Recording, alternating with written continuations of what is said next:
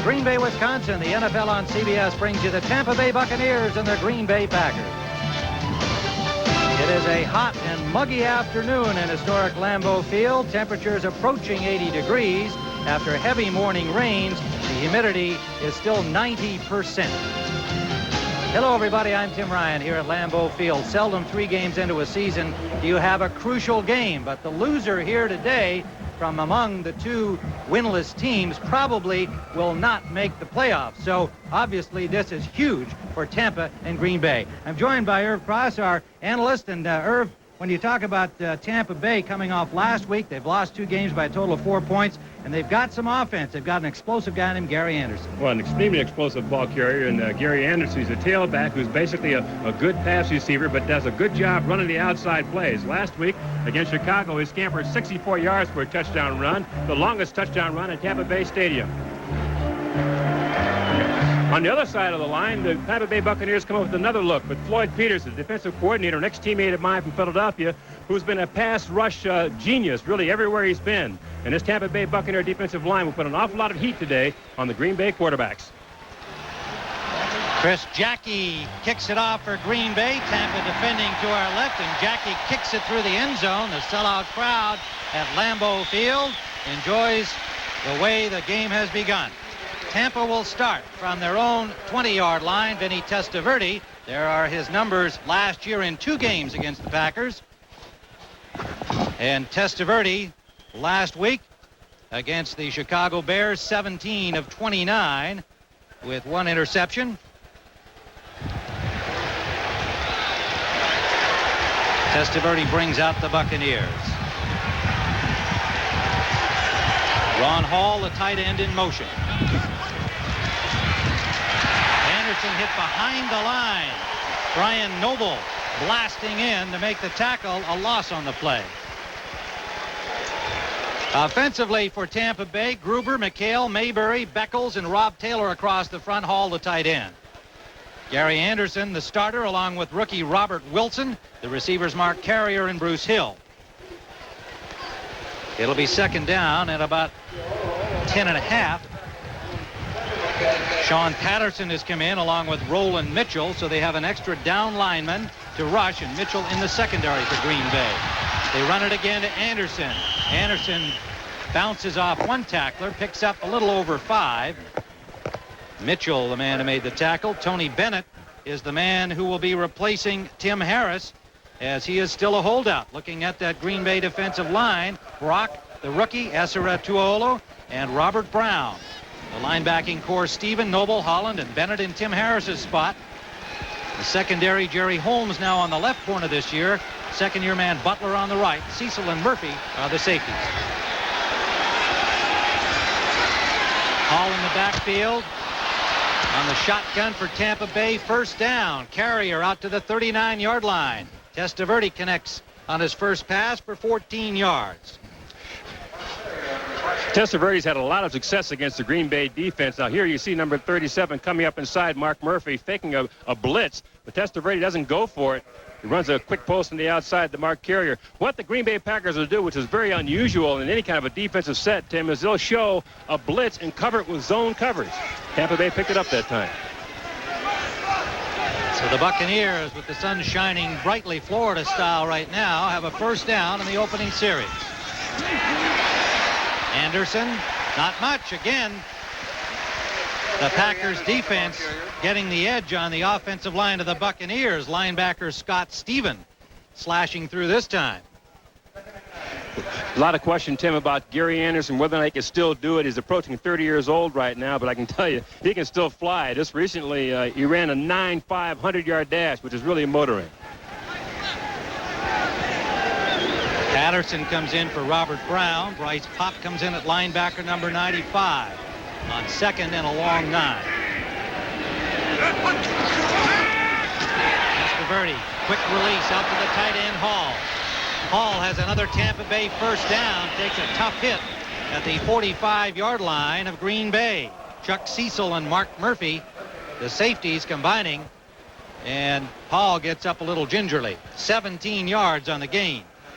It's really a classic way to break a blitz. The Green Bay Packers came up in a blitz on the outside. Ron Hall became what they call the hot receiver. Testaverde picked him up. As soon as the linebacker came, just tossed it over his head. Nothing to it. Pitch and catch. Ron Hall, by the way, I think is the best tight end in football now that Bavaro was out of the game in New York.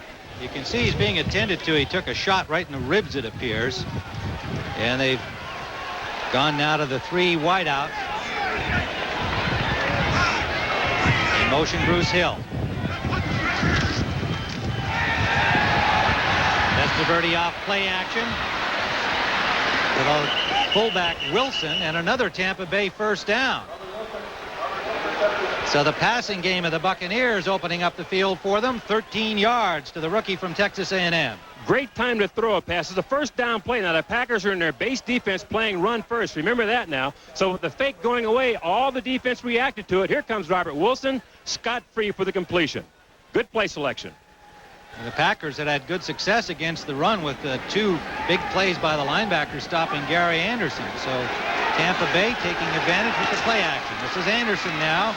Not much running room for him. Maybe 3 on the play. Inside the 30 of Green Bay. It'll leave second and about 8. One of the things the Packers will do, Tim, is they show you a variety of defenses. Their base defense is a 3-man line. When you see those 3 people in there, you know they're playing basically run. But they'll also come in with a 2-man line and 4 or 5 linebackers. They have 6 defensive backs sometimes 5 defensive backs to give you a variety of looks. And the idea is to try to confuse the quarterback. And Testaverde seems to be on top of this game today. They have a lot of changes out there. Hasn't bothered them at all. 2nd and 7. Testaverde 3 of 3 passing. Paup and Patterson back in defensively. And Testaverde didn't like what he saw there and had to take a timeout. So at Lambeau Field, opening drive, Tampa with the ball, and Green Bay territory were scoreless. Hey, Vinny Testaverde didn't like what he saw here, Irv. I'll tell you what he saw here. Number 96, Sean Patterson, normally he's a down lineman, is standing up in the linebacker spot. And here's number 37, Mark Murphy in a linebacker position. What he expected to see was these 2 linebackers inside. They have a 42 defense here at Green Bay. With those guys are inside, they're outside here now. Testaverde didn't like it, called the timeout, and wants to reset. A new look. A new look from Hank Bulla of the Green Bay Packers, the defensive coordinator. So it is still 2nd and 7. Straight drop, and he is sacked. Bryce Paup with Sean Patterson. Loss of about 5, maybe 6. Bryce Paup is an exceptionally quick pass rusher. Here he just beats the offensive tackle to the outside. Looks like Gruber is the man he broke down, and Paup with his speed comes upfield. Paup is a good speed upfield rusher. Tim is the kind of a guy, if you give him the outside move, most of the times he'll beat you to the quarterback because he has good foot speed. 7th pick a year ago, 1990, from Northern Iowa. Plays primarily as a backup, but getting some more time. 6 defensive backs in on 3rd and 13. Testaverde gets time, now running out of it, and is dropped again. Lester Archambault, backup defensive lineman. Tony Bennett, number 90. Tampa Bay will have to punt. Sorry, Kim, this is what I was talking about. The Packers will show you a variety of fronts. This time it's a 4-man rush, 2 linebackers, 6 defensive backs back there. Testaverde can't find anybody open, primarily because the linebackers play it real smart there and didn't give them the underneath patterns. Bennett made the first contact, tripping him up, and Archambault buried him. Royals into punt, averaging close to 40 yards through the first 2 games.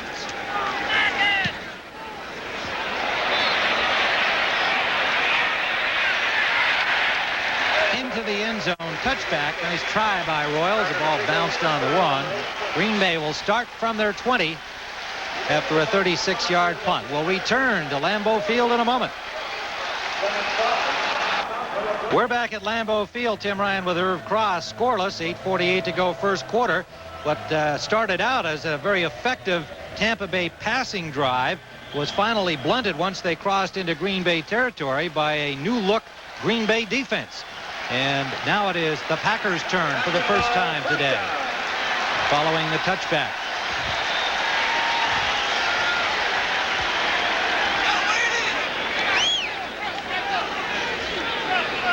John Majkowski and the Packer offense. On first down, Sterling Sharp for about 4 yards. Offensively for the Packers, Don Majkowski at quarterback. He was 20 of 28 last week against Detroit.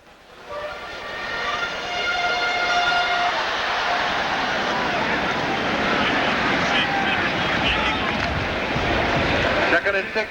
Over the first 2 games, Majkowski with a rating of 44.1, and that's mainly because he has 4 interceptions in 2 games. Second down and 6. Darrell Thompson. First down, Packers. At their 31-yard line. Forced out by Harry Hamilton. Flag on the play. Referee Jerry Markbright's first appearance on camera.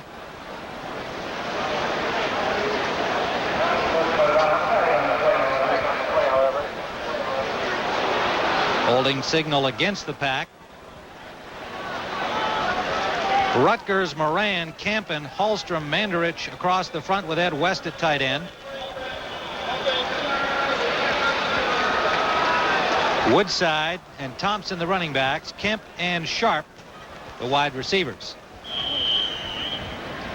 Lindy Infante, you see Blair Keel there in the foreground on the left of your screen, signaling in the next play. Tom Zach is number 18. Keel is number 10. Keel is the backup quarterback today. Tom Zach is the so-called emergency quarterback, the 46th man on the roster today. Penalty against the Packers, 2nd and 11. Thompson hit in the backfield and pulled down by Ray Seals, number 98, the left defensive end. Got maybe a half a yard. The rest of that Tampa defensive lineup, Newton, Reuben Davis are the tackles. Keith McCants, now a defensive end, the former linebacker. Murphy, Marv, and Broderick Thomas, the linebacking core. And the secondary of Ricky Reynolds and Wayne Haddix. William Frizzell at free safety. Hamilton and Mark Robinson spot at strong safety. Robinson gone for the year with an injury. There's Floyd Peters over from the Minnesota Vikings in the offseason, installing his 4-3 go-get-the-quarterback defense.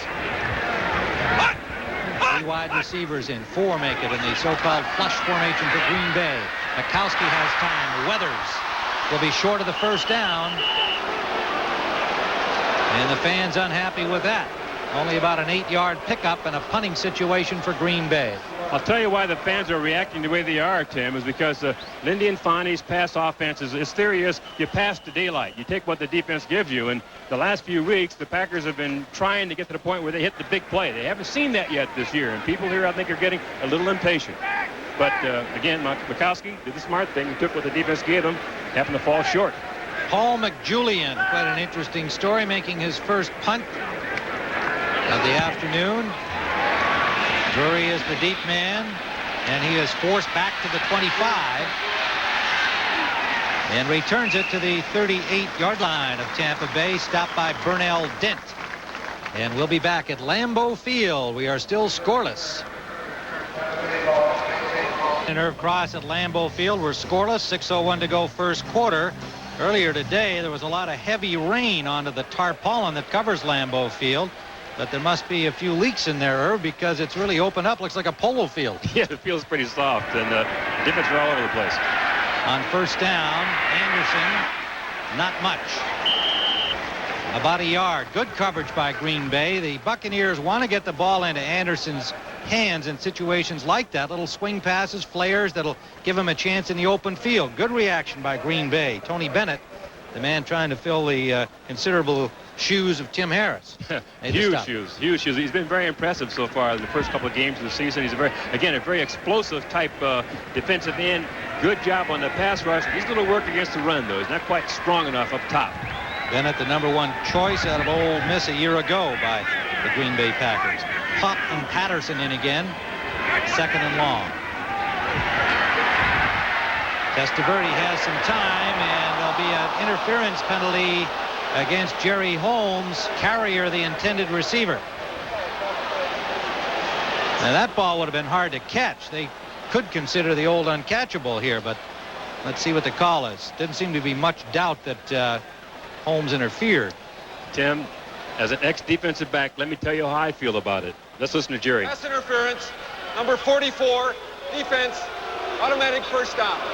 What Holmes did was what every defensive back in the league will do. And he had outside position on the receiver, carrier, and came over his shoulder. Anytime you come directly behind a receiver, there's a good chance he might call a foul on you because the field judge upfield is behind you. You can't see anything. But I thought he made a great play on the ball. The ball was high, went up high. It could not have been caught whether he was there or not. So you just say, hey, no play. Let's keep going, guys.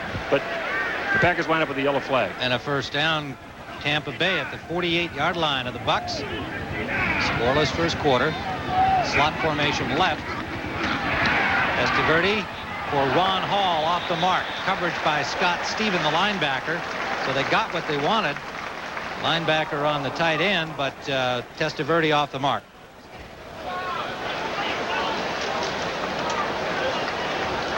Anyway, Hall right here at the tight end. Right here is covered one-on-one here by the linebacker. What you can't see up here, though, is a zone defense in the secondary. Testaverde spots that and goes to the tight end. Good selection for the throw, but Stevens does a pretty good job. Number 54, watch, staying inside. The key here, stay inside of the receiver. He does that stride for stride. Great defense.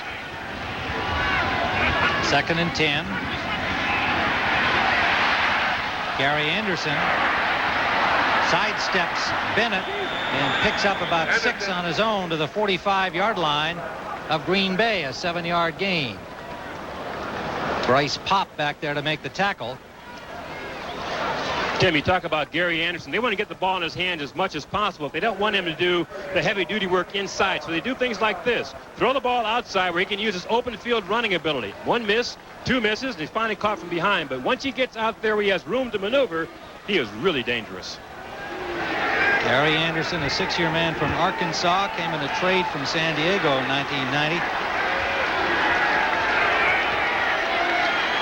3 wideouts in, including the rookie Lawrence Dossie. Little flare pass for Anderson again. He's close to the first down. Fumbled the ball, but out of bounds. And he'll be close to the first down. Roland Mitchell, the dime back, or 6th back in the backfield, number 47, put the hit on him.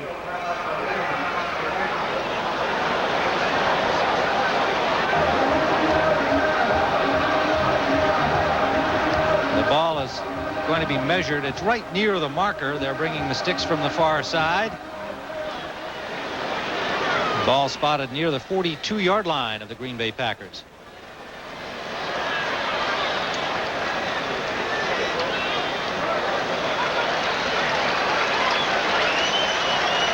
And it's going to be just short, apparently.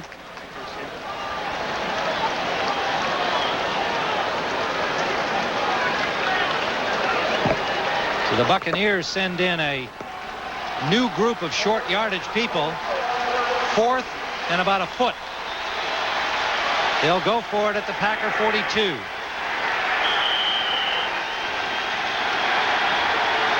Reggie Cobb and Robert Wilson are the running backs.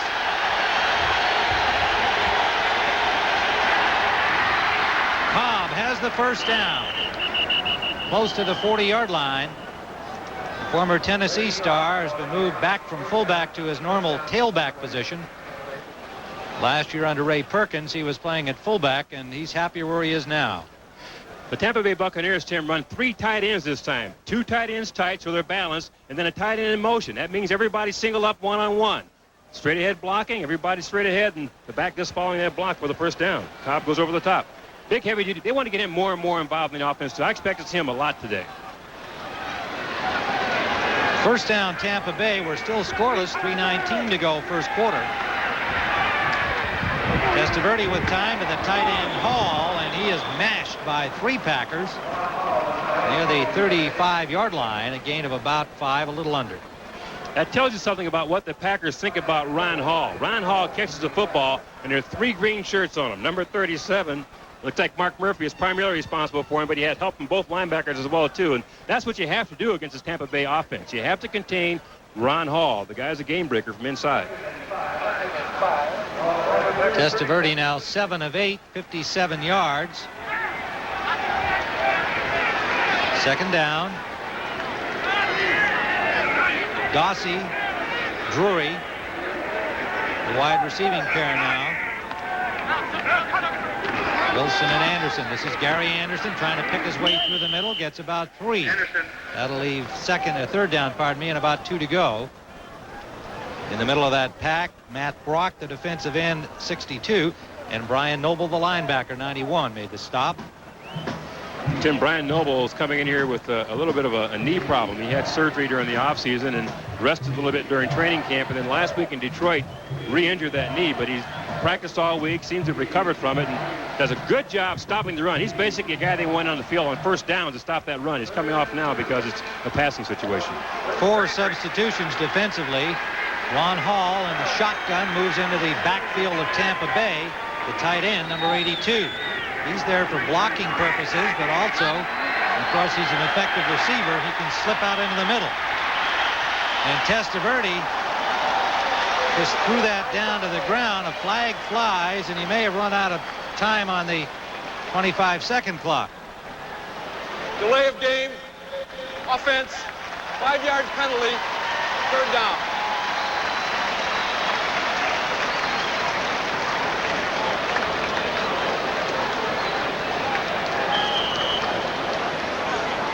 Tampa Bay is leading the league in penalty yardage, and that's always a hurtful thing. They had a couple of costly ones last week, and Richard Williamson, the head coach, not pleased with that.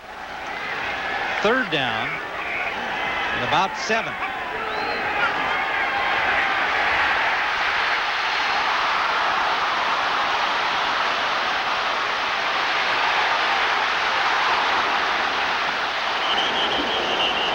Well, when all was said and done, Testaverde got back to the line of scrimmage. Tim, he does something. He does this very well. Testaverde's not noted to be a scrambler. He doesn't look comfortable running the football, but he's very effective running the football. He's had some of Tampa Bay's longest runs by scrambles, not like this, but breaking up field and going with it. He's a big, strong man, can throw people off of him. Watch, one tackler misses, another guy hits, but he's still on his feet. It's hard to knock off his feet. Tony Bennett had 2 cracks at him, and he eluded both of those efforts. Nonetheless, Tampa Bay will have to punt, as he couldn't find anybody open downfield.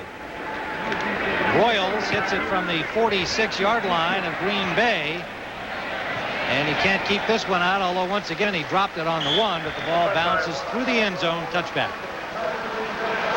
55 seconds remain in the first quarter. We're still scoreless. And at Irv Cross at Lambeau Field in Green Bay, Wisconsin. The sun has come out after a rainy morning. A scoreless football game with less than a minute to play first quarter. And the Packers have the ball for just the second time. They've had it for only 3 minutes in this entire first quarter. Well, that really concerns Coach Infante. He wants to get his running game going and not throw the ball so much, even though they're a pass-oriented offense. But when you only have the ball 3 minutes to 11 minutes for Tampa Bay, you find yourself in a hole. But the Buccaneers, nothing to show for 11 minutes of possession. We're scoreless. Majkowski on first down with double tight ends. Deep down the sideline, Kemp fell down. The Packers want interference, although Kemp's not making the case. The fans are. Well, there's the first sign so far of what Green Bay wanted to do coming into this game, and that's try for the big one. This is the first time we've seen him do something like that this year. And Coach Infante's feeling is that we don't want to force anything. And Majkowski is the same way. Again, he'll take what the defense gives him, pass the daylight, they say here in Green Bay. But this time they went up top, trying to get the deep one with Perry Kemp. I expect Sterling Sharp to be his target for the deep pass, though. 2nd and 10.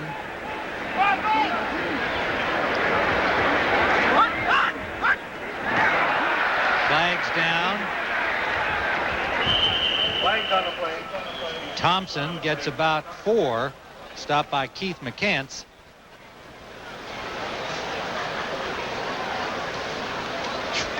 Boy, Offside, number 52, defense, 5-yard penalty, 2nd down. Called on Keith McCants, but look at that. I mean, what an imbalance. I mean, ideally, you want to have a balanced running and passing with any offense. You also want to control the clock. So obviously, Tampa Bay is doing that right now, and the Packers just haven't gotten themselves in sync. McCants comes out after the offside penalty, and Dexter Manley makes his first appearance, playing the right side defensive end for Floyd Peters' defense. Second down and 5. Play action. And Majkowski will have the first down over the 31-yard line. Good presence of mind on the part of a good running quarterback. He knew exactly what he needed for the first down. Unlike Testaverde, who runs effectively but may not look that pretty doing it, this guy is a great runner. Majkowski this time giving his pass route every opportunity to develop. Can't find it upfield because the secondary coverage is so solid. He goes upfield and gets something positive for his team. He's a tremendous competitor, Tim. This guy will try to get every inch out of every play. Well, that's the end of the first quarter at Lambeau Field with the score: the Packers nothing and Tampa Bay nothing. A muggy afternoon in Green Bay. Tim Ryan and Irv Cross watching this scoreless football game. Charles Wilson, the second-year receiver, using the old helmet chair on the sideline. It is first down, Packers from their own 30-yard line. 18 yards of total offense for Green Bay in the first quarter. This is only their second possession. Majkowski hits Sterling Sharp, and Wayne Haddix bulldogs him down after a gain of 6.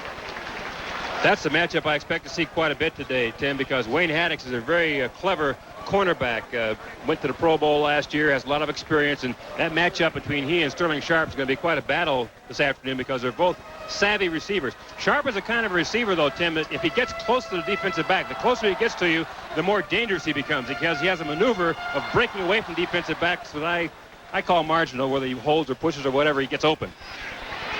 Second down along for Green Bay. Wing set up on the left. Tight end Jackie Harris goes in motion, and this is Darrell Thompson, and he's met at the line by Dexter Manley and then bounced off to be buried by Harry Hamilton.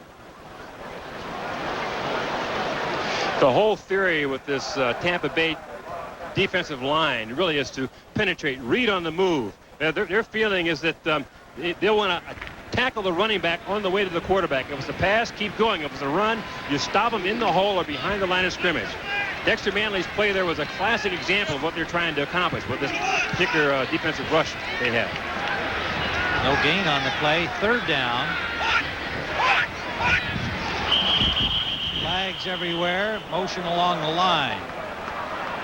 Let's see which way. False start. Number 57. Offense. 5-yard penalty. Third down. Rich Moran. Costly penalty, Irv. Kind of a key situation early in the game here. It's scoreless. Green Bay hasn't had the ball. They've got to get something going. They're looking at a 3rd and 5, and a veteran takes that penalty. Well, it's a real big penalty, Tim, because, again, all the things indicated, that taking the penalty at a crucial time, but Moran is feeling the pressure of that defensive line rush. When you have a guy 6 inches from your head, and you know when the ball is snapped, he's coming full bore, sometimes you get a little jumpy. Moran jumped prematurely. 3rd and 10 now. They go to the shotgun. Majkowski deep for Sharp. He's got it.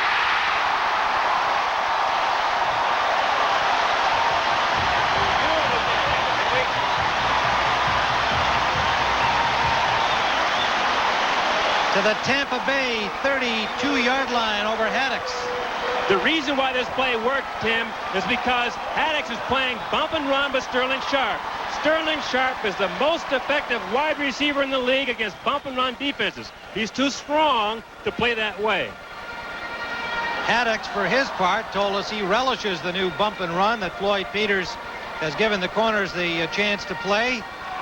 But that time he lost the battle against Sharp. Green Bay wanted this today, and they got the big one, 38 yards on the play. It's their longest play in 3 games this year. Play action, Majkowski, and almost picked up. Intended for Weathers. Haddix got a hand on it.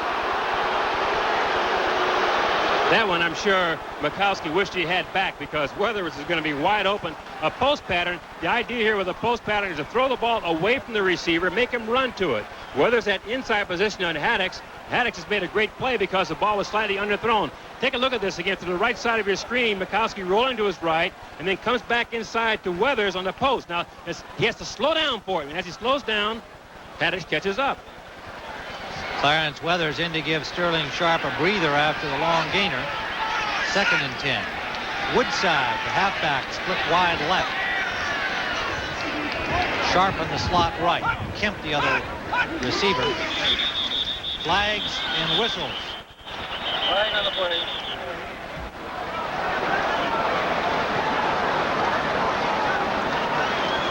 So the intimidating defensive front of the Buccaneers apparently has drawn another penalty. Number 33, simulating the start of a play. 5-yard penalty prior to the snap. 5 yards, 2nd down.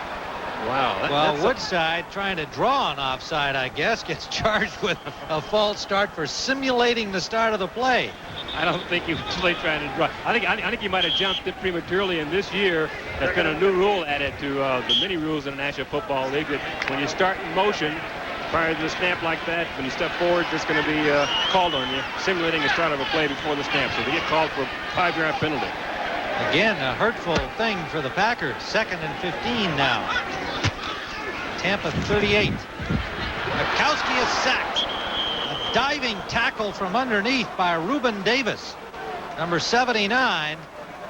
And they're backed up now to the Tampa 43.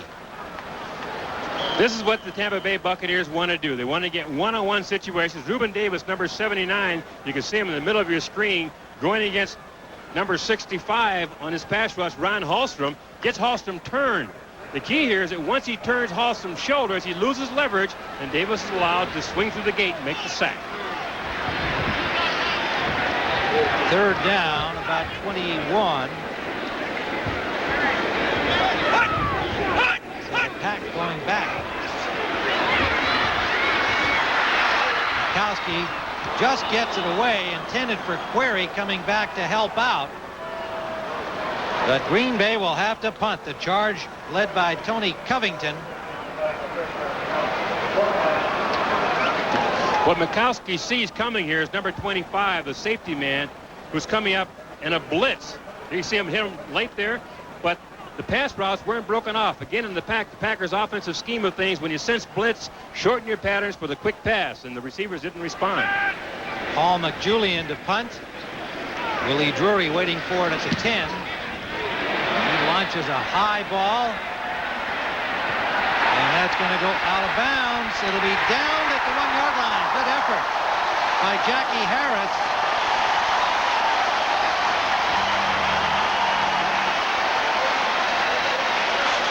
"42-yard punt. Tampa starts from their 1 when we return."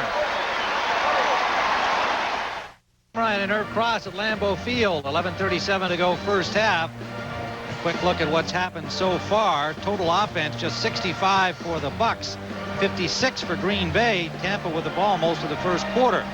Gary Anderson, 5 rushes, just 13 yards. And while Testaverde's numbers are good percentage-wise, he hasn't been able to effectively sustain the drive. They start from their 1. Charles McRae, their number 1 choice, now in at right tackle. John Bruin has come in at left guard for McHale.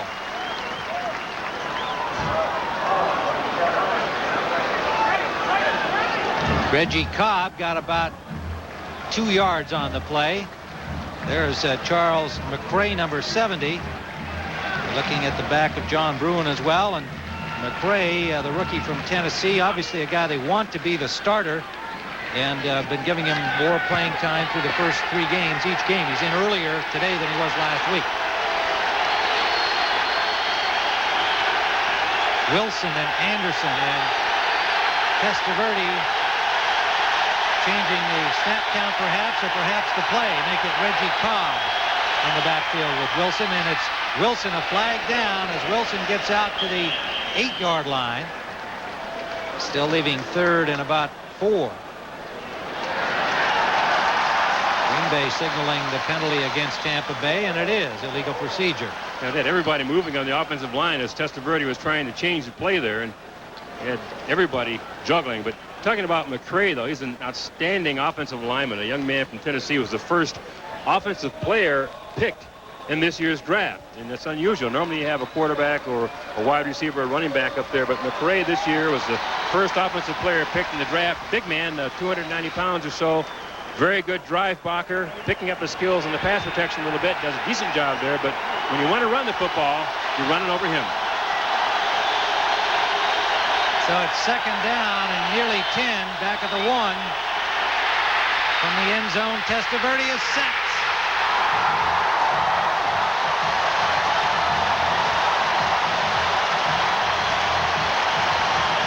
Bryce Paup.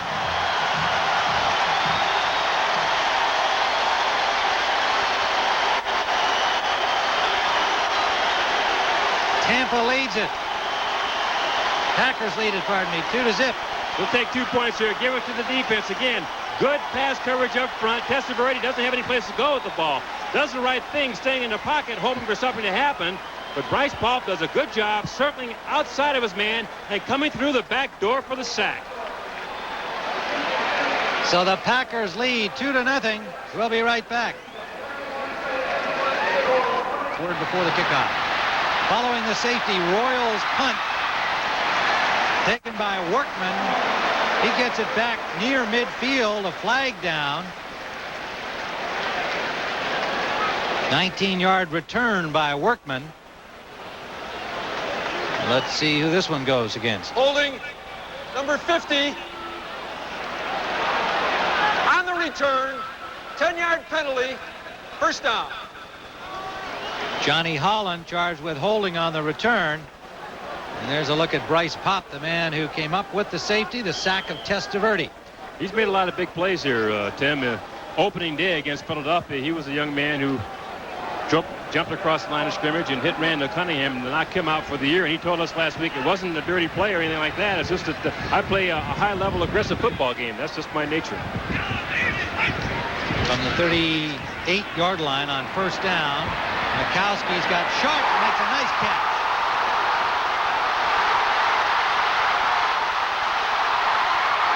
Touchdown.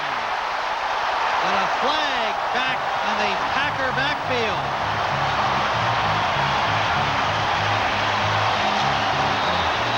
"61 yards, but it's gonna come back.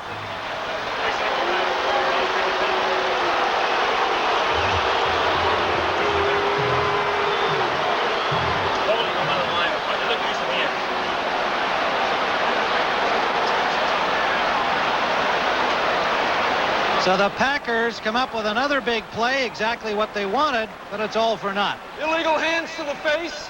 Number 65, offense. 10-yard penalty. First down. Ron Hallstrom charged with that infraction. Sterling Sharp, ready for the big play today, has made 2 of them.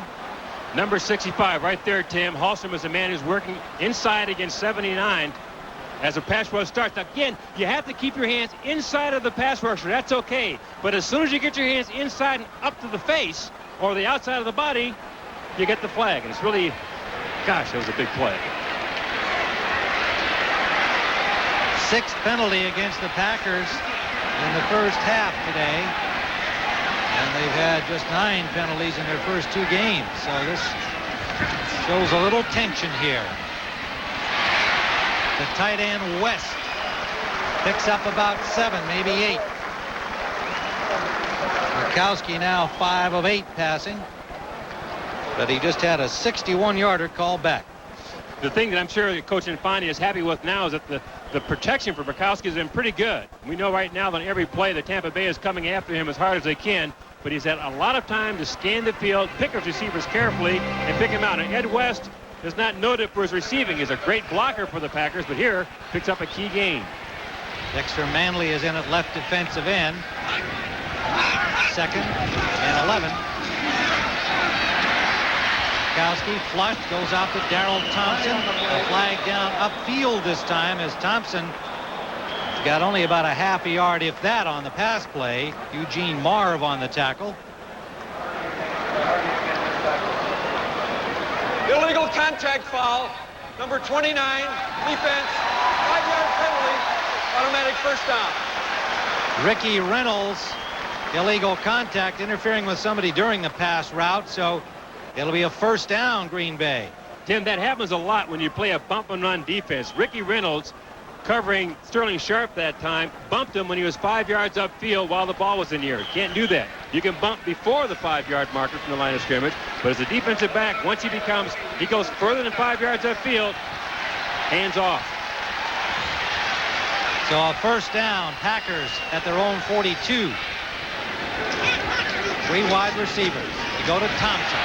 Thompson has a good hole off tackle left and gets 7. Tripped up by Broderick Thomas, the linebacker, number 51.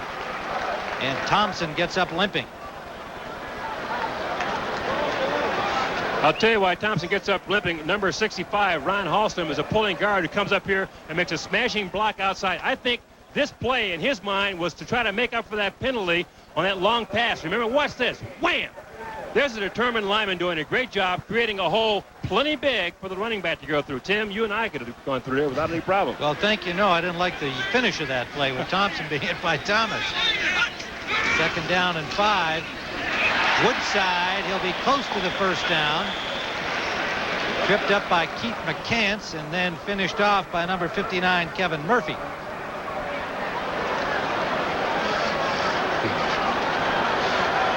Tony Manders, number 77, again, a good drive blocker, having some trouble with his pass protection, but this year it says I'm doing a better job with it. I'm a better player. Now taking number 92, Manley, inside. Now, when it comes to one-on-one blocking with people, Tony Mandridge does an excellent job. He's getting his bulk back up to 311 pounds or so, Tim. 3rd down and less than a yard. 3 tight ends are in. The linebacker Larson becomes one of them for Green Bay. And it is a first down. Vince Workman, the 3rd-year man from Ohio State. He dove for the touchdown last week in the losing effort against Detroit. 6 carries for 23 yards and a touchdown as we're into game 3 of the Packer season. Workman's numbers, a first down at the 46-yard line of Tampa Bay. Get a funny feeling watching this game, Tim, that you know that the Packers want to throw the football, but right now it's a slugfest. They're beating the Tampa Bay Buccaneers right now with the running game. Alan Rice is in the backfield replacing Thompson, who went off limping after the hit by Broderick Thomas. Rice, the former Viking, the lone setback. Play action fake to Rice. Majkowski, deep sideline, complete. Sterling Sharp. And he's giving Wayne Haddix fits. 20 yards on the play. We'll see what happens there. Sharp runs an out pattern. It's only a 10-yard pattern, Tim. But Haddix, because of all the soft turf we were talking about, slips. Once he loses his balance, nothing to it. It's an easy catch. Now watch this. Haddix's turn as he tries to break to the outside with Sharp. He falls down because of the soft turf. This could have gone the distance. Eugene Marv came all the way back from middle linebacker to make the tackle. First down, Packers driving. Tampa, 26. Alan Rice. First down, Green Bay. Tampa, 14, an 11-yard pickup for the former Vike. Well, I tell you, this is very impressive run blocking by the Green Bay Packers. Again, Camp in the center does a good job with number 96, Tim Newton, driving him out of there. And then Reuben Davis is also kicked out 79. And here comes the ball carrier, Alan Rice, through a crease right up the middle. Good team blocking up there by that Packer offensive line. First down at the 15-yard line. Sharp with 4 catches for 68 yards and a 61-yard touchdown called back by a penalty. Now Majkowski, there's a mix-up, and he is not a happy guy having to take the timeout. Somebody didn't understand the play. 5:33 remaining first half. Packers 2, Tampa Bay nothing. First place Blue Jays and the Athletics as the 15-yard line.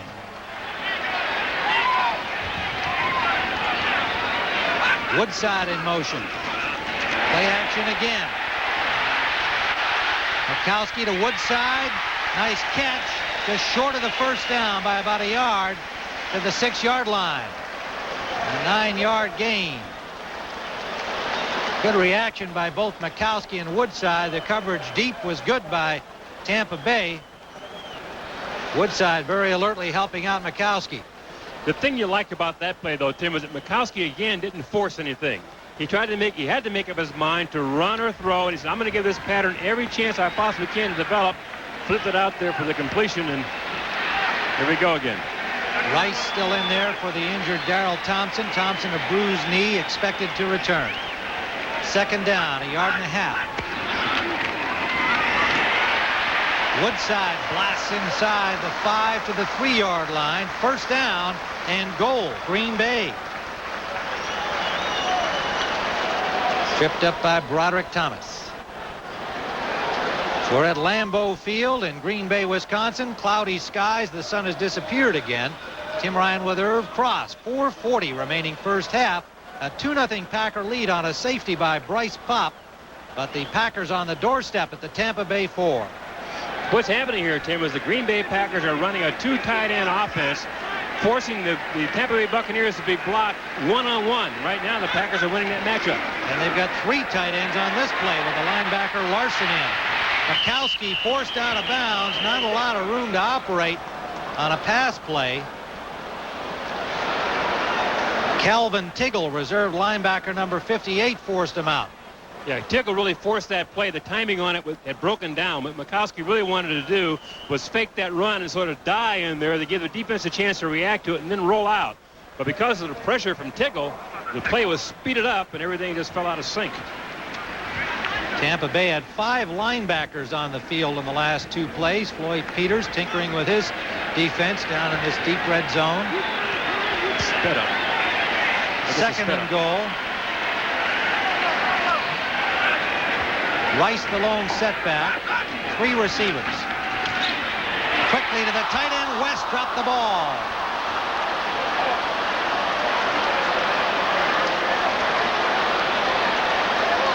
Third and goal. What happens here in this play is that number 33 comes inside and screens off the linebacker. Pass tossed out there to the tight end. Now, take a look. It's number 33 coming inside. Now watch. He'll screen off the linebacker, allowing the tight end to come under that. It's not quite a pick, but golly, it's awfully close. Watch this. Yeah, he makes contact. That's should be an illegal play. Knowing full well it's a pass, should be pass interference on the Green Bay Packers. They got away with it. Third and goal.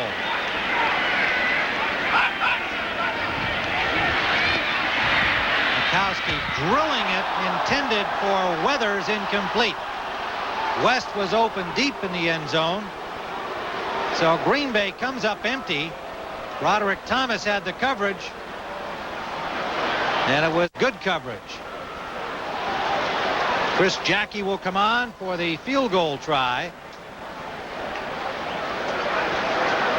Packers missing a great opportunity. They've had 1 touchdown call back, a 61-yarder to Sharp by a penalty, and West drops a ball at the goal line. So Jackie will try the 24-yard field goal. Keel is the holder.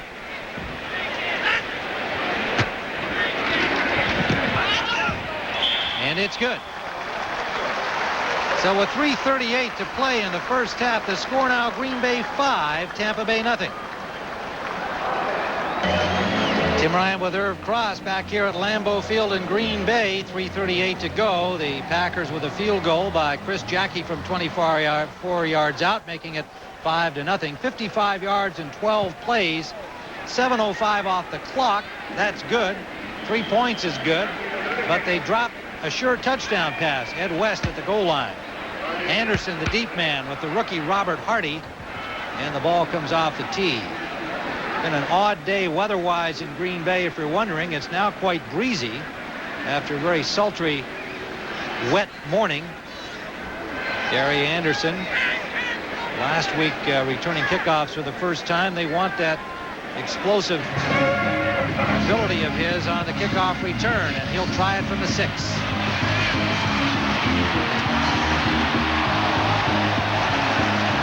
Everywhere as he worked his way to the 24-yard line, stopped by Charles Wilson.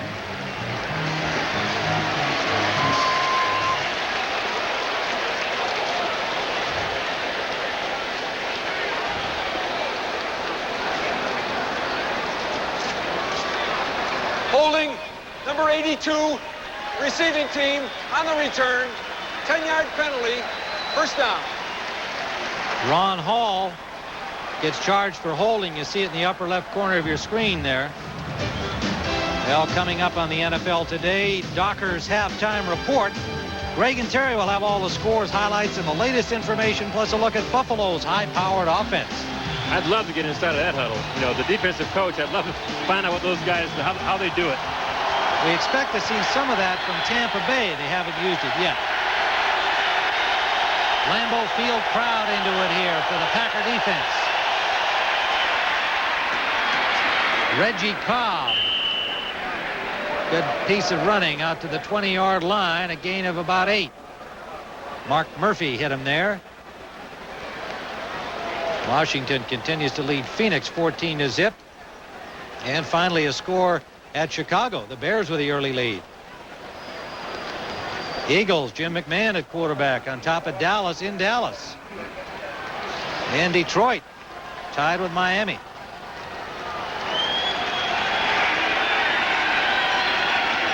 Second down and 2. Cobb again, first down for Tampa Bay to the 25-yard line.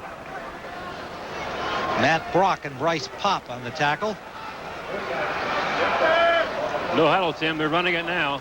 Of course, we've got 2:35 left to go to the half. I guess they'll probably finish off the half this way.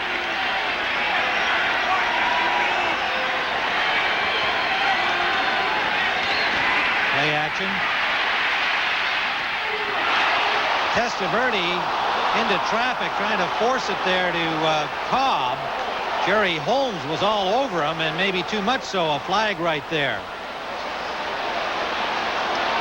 Let's see which way they call this penalty. I don't think it should be on the defense, but we'll see. Well, of course you don't. Well, the guys doesn't matter to you which team it is, so long as it's the offense that takes the heat. I'm chairman of the fraternity, the Brotherhood of Defensive Backs. Right, I know that. In fact, the questions are at the Packer practice here were whether you and Holmes had been teammates or not. Interference. Number 44, defense. Automatic first down. That's really a tough call because I think Jerry knew exactly where he was. He is a veteran player. He's been in the league 10 years now, and the players are teasing us yesterday in practice saying that Jerry was probably in the league 3 years before you were, Irv, because he really wasn't. In any case, but what, again, is in great shape. His hands are on the ball. It's just a hand smack on the ball, no play, incomplete pass. First down. Hill has another first down into Packer territory at the 48-yard line. Testaverde to Bruce Hill, and now Tampa Bay in the hurry up at 2:08 and ticking. 5-0 Packer lead. 18-yard pass play to Bruce Hill, and the zero's up. 2-minute warning. 2-minute warning. And we'll return to Lambeau Field in a moment. Across at Lambeau Field where the breeze has come up. And the Tampa Bay Buccaneers are hoping it blows them right into the end zone with 2 minutes to go first half.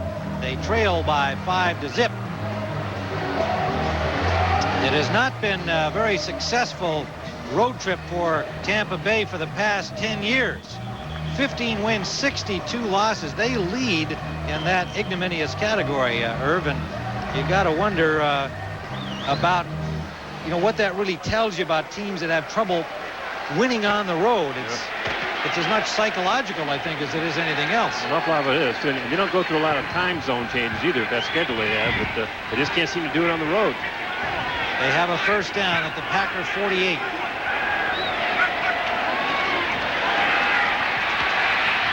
Testaverde with time finds Bruce Hill again. Another first down, Buccaneers to the 36, where Johnny Holland made the stop. 12-yard pass play. Mark Carrier has not been a factor as yet for Tampa Bay.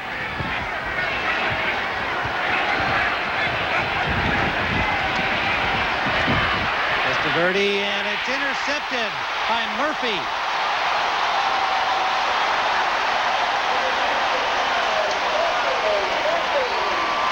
Apparently intended for Bruce Hill, who might have slipped a little, but the ball sailed on Testaverde right into the arms of Murphy. Tim Murphy was playing center field in this defense. The Packers have something they call a 4-1 defense or a 42 defense. They were in a 4-1 at that time with five defensive backs in the field. And number 37, Murphy, was playing center field. Patterson shakes up Testaverde. And watch 37, Murphy just standing back there playing center field deep in the zone. The ball simply is overthrown. 84, the apparent intended receiver, Bruce Hill. You could probably credit that interception, though, really to Patterson, who put pressure on Testaverde and made him throw the ball early and off balance.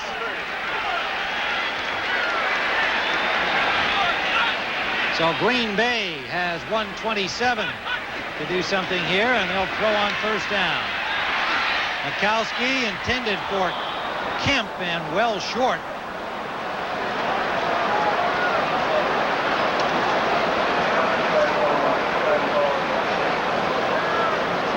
We've seen two rotten passes in a row there, I have to say. You know, you don't see that very often from Majkowski either. Of course, the Testaverde threw under pressure and his ball sailed on him, and got to try to recoup there and gather himself again. And again, with an opportunity to score, the quarterback's job to keep his team in scoring position. And Testaverde just gave it up. Majkowski 7 of 13 for 91 yards. Four wide receivers. Majkowski rolling. He's going to run it behind Moran. Shakes off one tackler and gets better than the first down. So a determined bit of running by the quarterback Majkowski, and Tony Covington finally knocked him out of bounds. 14 yards by Majkowski. You gotta love it. It's a quarterback sweep. This time, number 57, Rich Moran, is the guard pulling from the backside to lead the play. There he is. There's Majkowski's personal protector. Shakes off one tackler and Thomas and comes upfield like a power back he is for the first down. That's a pretty good run. That's a pretty good run. 1:14 on the clock. First down at the 44-yard line. Almost as though Majkowski was determined to do something good after the bad pass in the previous play. A flag down. Majkowski for Weathers. Just tripped up by McCants, or he might have gone the distance. Clarence Weathers. But a flag down at the line of scrimmage. A 24-yard gain appears to be wiped out. And Weathers comes back, favoring his left arm or shoulder. Now, he hit the ground pretty hard. When McCants tripped him up, he sort of sailed. Illegal motion foul. Number 57, offense. 5-yard penalty. Oh, First wow. down. You realize, Tim, that on the touchdown pass, Moran was the man who was hit with a penalty for holding. Now, this time they have a long pass late in the second half, and Moran again moves prematurely. Not having a good day. Well, that brings it back to the 39-yard line. Green Bay's 8th penalty of the half, and they keep shooting themselves in the feet. First and 15. In that category, Tampa Bay has kept pace.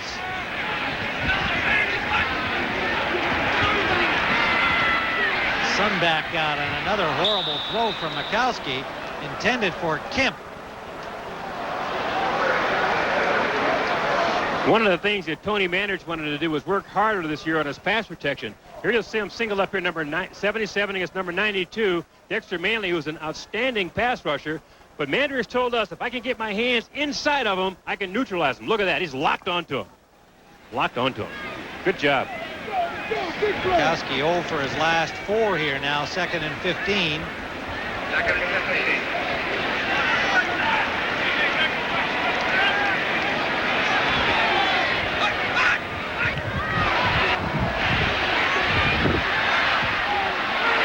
Release man Workman, he's got some running room. First down with 55 seconds left into Tampa territory at the 46, and a good block from Hallstrom to spring him. Good block from Hallstrom. Also good work again by Tony Manders, this time inviting Dexter Manley inside. This is where he wanted him to go, and they screened behind him for a big play. Good teamwork from that offensive line. 15-yard gain on the play.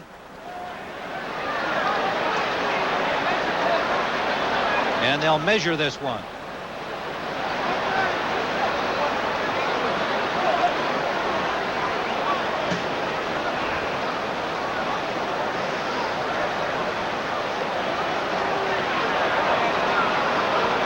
Just short of the first down.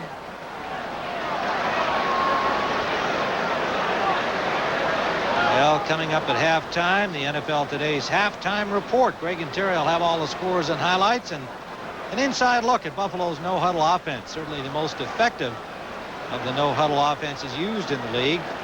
Great success by Jim Kelly and his teammates, who just seem to be able to make that thing work.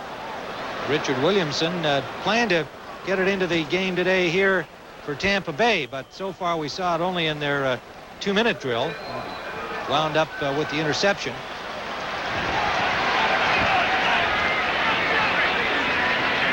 Third down, about a foot.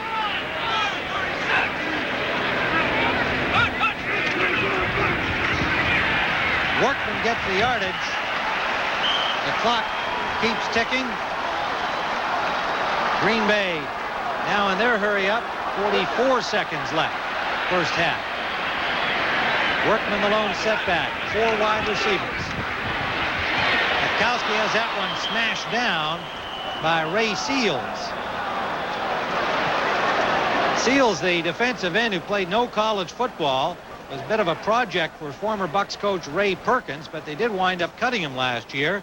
He got a look at Detroit and Indianapolis, but was let go by the Colts, and Tampa Bay brought him back this year. See what happens here. Number 98 Seals working against Mander at 77. Getting a lot of attention drawn to Mander's side, but does a good job of keeping him on the line of scrimmage. And Seals does a smart thing. Jumps as high as he can, but what happened as he jumped, Manders also hit him and lifted him higher. Got up high enough to bat the ball down.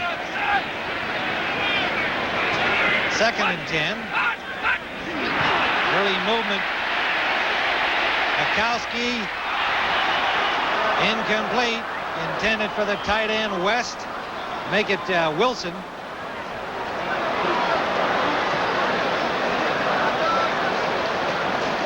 Wilson, number 88. Offside, number 52, defense, 5-yard penalty, 2nd down. McCants did jump. 2nd and 5, 31 seconds left. Now the ball at the Tampa Bay 37-yard line. So Green Bay with a chance to get some points here. Enough time to do it. 31 seconds remaining. Richard Williamson, the head coach who took over with 3 games remaining a year ago and signed a new 2-year deal. Amid speculation about Joe Gibbs and Bill Parcells. Majkowski to Workman, and Workman will be close to the first down. Reynolds and Thomas pull him down. And a timeout is taken by the Green Bay Packers. 24 seconds remain in the first half. And Green Bay will have 1 timeout remaining.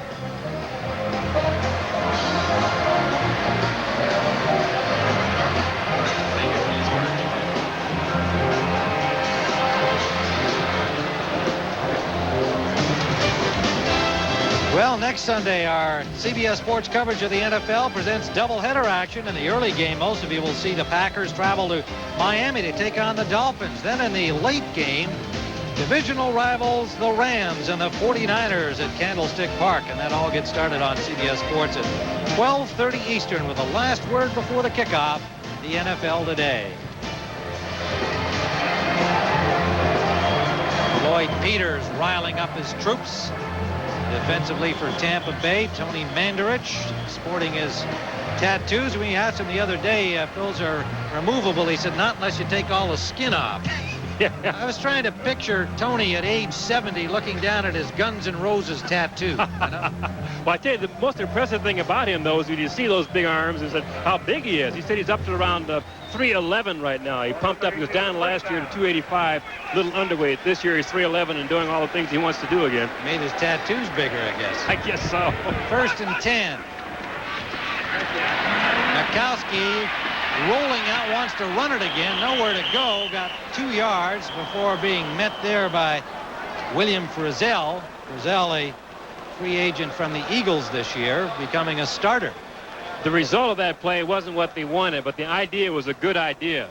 The Tampa Bay Buccaneers are on the field now with 6 defensive backs. And as soon as they see some kind of a pass pattern develop, they're flying out of there. So Coach Vinny and Majkowski thought, well, why don't we run behind it? Maybe we can pick up some cheap yardage. Well, the defensive backs reacted and stopped him. 16 seconds remains now. They've got a 2nd down and 8 at the 30-yard line at Tampa Bay. What are they going to call here, Irv? You be the coach. Well, I'd go in the end zone with the ball. You've got 16 seconds left to go in the half, and because you're 2nd and long, take a shot for the long pass going in the corner.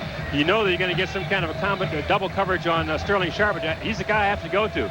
Split him out there with your 4 wide receiver set and hope he can go ahead and beat the guy to the corner deep to the outside. So let's go in the end zone with it.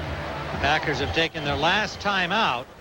Of course, I must also admit, Coach Infante calls these plays. What you just heard was an analysis of somebody who's guessing what might be called. But I think Sterling Sharp 84 will be the target deep. Red Hall comes in for Reuben Davis for the rush. 4 wideouts. Majkowski goes short sideline. Out of bounds. Clock stop 10 seconds. And short of the 1st down. Harry Kemp had 8 catches last week against Detroit, as the Lions did a good job covering Sterling Sharp. And Sharp has had a good first half here. Unfortunately for him in the pack, a 61-yard touchdown pass recalled because of a penalty. So Jackie will attempt the field goal with 9 seconds on the clock. A 3rd and 2 situation, but the time being the factor. 42-yard attempt. Blair Keel to hold it.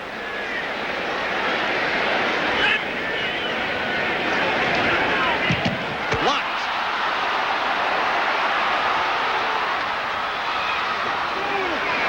Picked up by Haddix. The ball, I believe, is alive. Haddix into the end zone. That's a touchdown. Unless it's a penalty someplace, that's a touchdown for the Tampa Bay Buccaneers. Or the possibility of a forward lateral. That's the only reason I hesitated, because it may have come off a Buccaneer. I didn't see any flags, though, Tim. The officials looked at it, they hesitated, rethought it, and let the play go. That's a touchdown. Well, there's going to be a huddle, no question, to make sure that it's a legal play.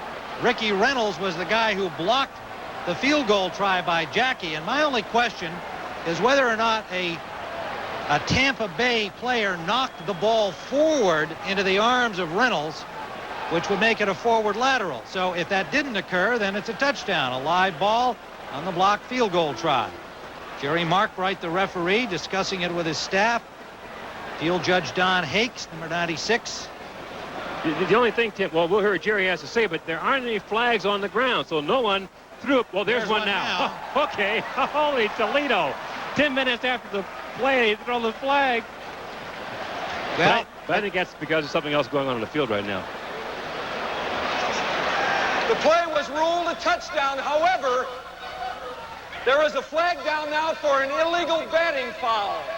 Batting. Which that is was a 10-yard penalty. Okay. Which will be penalized from the previous spot, and it will be a 1st down for Green Bay. Okay, so the ball was knocked forward by Tampa Bay. As I suspected, Irv, that the ball seemed to get popped forward in some form or another, and they are ruling it batting. And that should wipe out the touchdown. Let's watch it. Reynolds is the guy who blocks it. Okay, Reynolds makes the block. Now keep in mind now, in order for this play to be a legal play, the Tampa Bay Buccaneer player must lateral it behind himself. Here he scoops it up, and what happens to it? Reynolds, 29. The ball gets popped up. That's the forward lateral right there. But but they're calling it batting. Yeah, it's essentially the same thing. Yeah, that's a forward lateral, so it's an illegal play right there. Right there, the play should have been called dead when Tampa Bay recovered the ball. But because of the penalty, the Green Bay Packers now wind up with the football again. Well, it was scooped forward in one form or another. They've called it batting. An illegal batting play, but it looks like it's an illegal forward pass or legal lateral here. I mean, a lateral is a play, of course, that goes behind the player anyway to advance it. But forward lateral. Forward lateral, yes. It's a forward lateral. You see where he is, where the ball is somewhere around the 49-yard line there. He laterals it forward to about the 48, where Haddix picks it up. That's illegal right there. So the play, here's the penalty, Coach. Coach, there was a penalty. The essence of it is that it went from one Tampa Bay Buccaneer player to another Tampa Bay Buccaneer forward illegally. Yeah, that's it. There's a better shot right there. You can see the ball being tossed forward by at least a yard. So I don't understand why the penalty flag wasn't thrown sooner, though.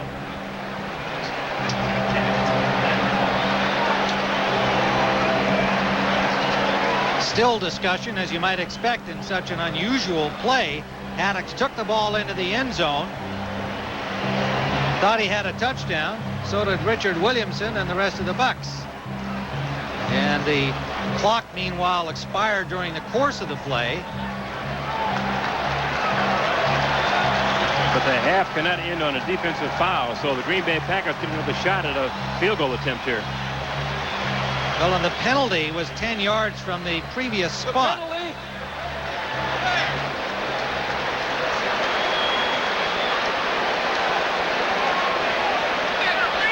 Defensive penalty. The penalty is a defensive foul on the last play of the half. We'll have an untimed down. One untimed down. There it is. The half cannot end on a defensive foul, so the Green Bay Packers pick up 10 yards and another crack at it. Now it'll be a 38-yard field goal attempt. Very unusual situation that Green Bay actually gets a chance to go back and kick it again when that foul occurred, you know, after the end of the blocked field goal. But the idea, though, Tim, when you assess a penalty on the defense is to assess the penalty where it hurts the team most. So you take it back to the previous spot and you march it off from there. So that's a huge play for the Green Bay Packers. You heard him say it'll be an untimed play because time has expired, but they get one more play, the offense does. Now Lindy and Fonte huddling around here, and one assumes they're just going to kick the field goal again, but perhaps he wants to make sure they've got their blocking scheme a little better this time. I think he wants to find out why that kick was blocked, and it was blocked because the corner, the wingman, who the up back on the left side of the formation, stepped inside, which he should do to seal off the inside. But the defensive back had enough speed to come around that corner and slap the ball down. Ricky Reynolds is the outside rusher, number 29, and he is going to be lined up over there again, and he narrowly missed on the first try, and he got the second one. So let's see what they do with Reynolds this time. Well, he must really be quick. You have to be a quick starter to make a play like that. The ball's back about 7 yards from the line of scrimmage, and what you try to do as a defensive back is come down the line, sprint off as fast as you possibly can, come down about a 45-degree angle, and then come down the line, lay out in front of the football about 3 yards from where the kick is being made. You can slap a lot of them down if you're quick enough to get in there. And Reynolds did a terrific job. They're still trying to sort all this out. Coach Williamson is wondering, I'm still not sure what happened. You have to explain this to me again, guys, and I'll know better after I see the tape. Lindy and Fonte, as an ensuing discussion going with the officials, he started with Mark Bright, and whether he's right, he won. The spot of the ball should have been moved up. They didn't put the ball in the right place, so he wanted the 10-yard penalty assessed, and there it is. Now the ball is moved up inside the 15-yard line. Well, yeah, they had gone back to the original line of scrimmage, but we heard Mark Bright, the referee, say that it would be 10 yards from the previous spot. The ball had been snapped from the 23-yard line. It was put to the 13. Here we go. Here we go. Let's just get this over with. We're all ready. We're ready, Jerry. Let's go. That's what Jerry wants to do. Lambeau Field in Green Bay, where the Packers lead 5-0 over Tampa Bay. Tim Ryan and Irv Cross, and we've been joined by a big man, Tim Harris of the Green Bay Packers. Well, lately of the Green Bay Packers, but still not in uniform, still a holdout. Tim, what's the latest? Nothing really. You know, they came with their first offer, and they're still in their first offer right now, so we're still at the same point. Would you prefer to play here, or would you prefer to go elsewhere as of this minute? I prefer to play here. You know, as you can see behind me, you can look at these stands. They're always packed, crowded, and the fans are a really big drill here. I love playing for them, and, you know, they're the type fans that if you get them emotionally involved in the ball game, they can change the course of the ball game easily by the noise that they can make here. Tim, assuming the worst, you can't come to an agreement, are you willing to sit out the remainder of the season? I haven't really decided that yet, but I've talked with that about my wife and everything. We haven't really decided yet, really. You know, it's going to be a hard situation to think about anyway. But hopefully something's going to come up eventually, but that's hard to say because none of this came up yet this time. So. Okay. Tim, it would appear that that there's a little loss of emotion on the part of the Green Bay Packers, certainly on the defensive side. You're kind of their emotional, spiritual leader of the. Have you talked to some of the guys? Are they concerned about not having you there for that role alone? Well, yeah, some of the guys told me, just get sort of quiet in the locker room and quiet sometimes out there on the field. But I look at myself as being the crazy one, I guess, out there. Even when I'm tired, sometimes I still turn around and just try to get the fans involved in the ball game. And with them cheering along behind us, that can really change the course of a ball game sometimes. So you're hoping that they can make a deal that'll keep you here in Green Bay? Yes, I'm hoping so. Pray every night.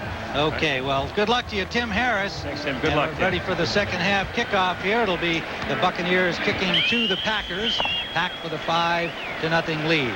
Tony Bennett, of course, has been filling in, the #1 pick a year ago, and been playing well in the first 3 games. But you're looking at, as the man you just saw, one of the outstanding linebackers in the entire league.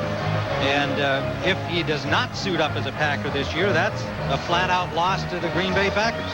It would be a loss to the league, Tim.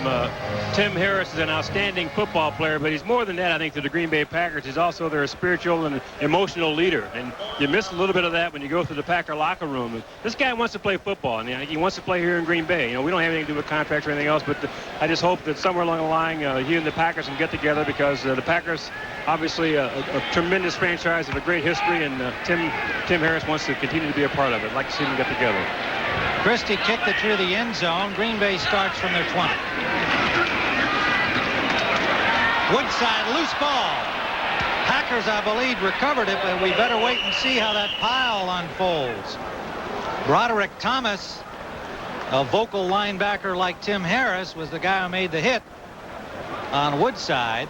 And apparently Green Bay has maintained possession. Alan Rice. Now, we have not seen the return of Darrell Thompson. He left the game with a bruised knee back in the first half. They said he would return, but so far he has not. Majkowski, 10 of 18 passing, 117 yards, but late in the second quarter did not throw the ball well at all. 4 consecutive incompletions, 3 of them badly off the mark. 2nd and 11, and Majkowski has to take a timeout on the second play of the second half. They'll be back at Lambeau Field, 14-20 still to go, third quarter. Ron Hall of the Buccaneers with his shoulder pads off, the tight end, and they've evidently taken some x-rays of Hall, and I recall quite early in the game that he took a good shot in the ribs. We don't know that that's the injury. We'll find out. But if he can't continue, that's a big loss today for Tampa Bay. Right now, he is not in uniform. Well, he's kind of half in uniform. 2nd and 10. Packers having taken a timeout. Majkowski, play action, goes deep. Bert Kemp overthrows him badly.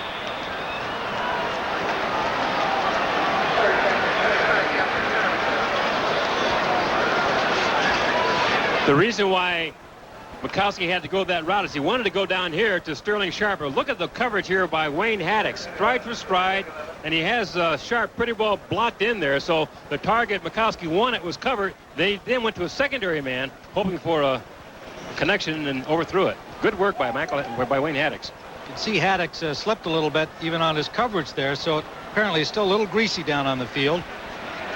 Heavy rains yesterday and today here in Green Bay. They did have the tarp on, but the field appears to be fairly damp, even though they didn't take the tarp up until after the rain had stopped. Majkowski on 3rd down is flushed. Runs over a tackler and is short of the first down after a gain of about 8. And Majkowski has to be feeling some frustration here. The Buccaneers have done a pretty good job in their secondary, Tim. But again, what they're doing in terms of adjusting to the field is soft, but the deep backs for the Tampa Bay Buccaneers are playing just a little deeper than they normally do. And when they are in a bump and run situation, they're making immediate contact with those receivers so they can run upfield with them, but I have to make multiple moves, stopping, starting to prevent the slipping. McJulian's punt from the 20-yard line, taken on the fly by Drury, and Drury gets inside Packer territory to the 49-yard line. Kurt Larson, the linebacker and tight end, made the stop there. 34-yard punt by McJulian. Here's a guy who took a long time to find a job. Oh, yeah, he bounced around with several teams and kicked every day for 6 years, Tim, on his own to try to get a shot at the National Football League. And he's down in Miami and San Francisco and several clubs this year, and wound up getting a job here with the Packers and done an outstanding job. That was one of the first bad kicks I've seen him make. So first down, Tampa Bay in Green Bay territory. Testaverde complete. Anderson, Jesse Anderson, the tight end, gets down to the 34-yard line. Jesse Anderson, who backs up Ron Hall, now the starter until we see whether or not Hall's going to make it back into the game. 17 yards on the play. No huddle offense again, Tim. They're going to go ahead and speed this game up a little bit and try to see if they can't keep that Packer defense off balance.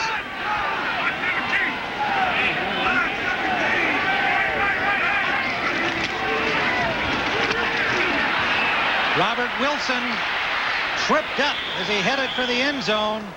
Only one man to beat, Chuck Cecil, and he got a hand on him and knocked the rookie fullback down, or it'd be 6 for Tampa Bay. Wilson is a long, low-slung running back. You can see he's only 6 feet tall and 240 pounds. But as he comes off his left tackle, he gets a good block from Gruber in a tight end, and he sprints outside there and wide open for a big gain. So the Buccaneers in scoring position. Testaverde changing it up.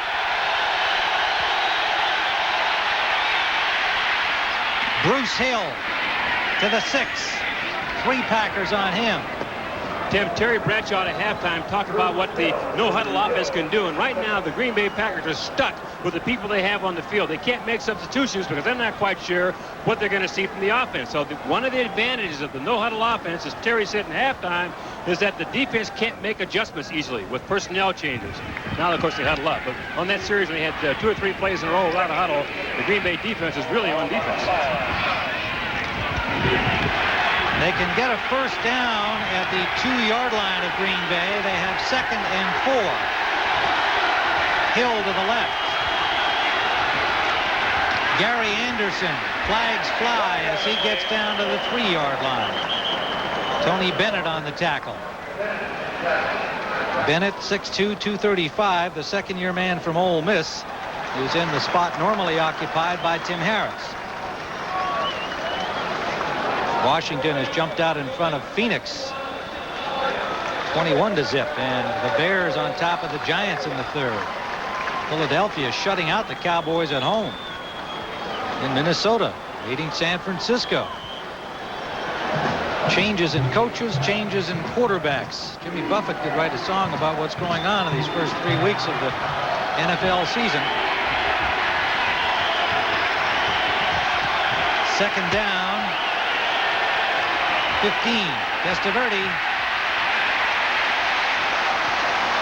Incomplete, intended for Carrier, and the ball appeared to be tipped near the line of scrimmage.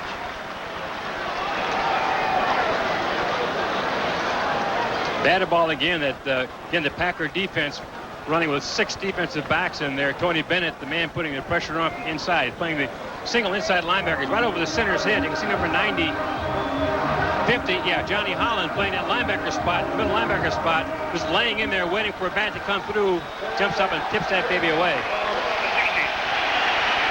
3rd down.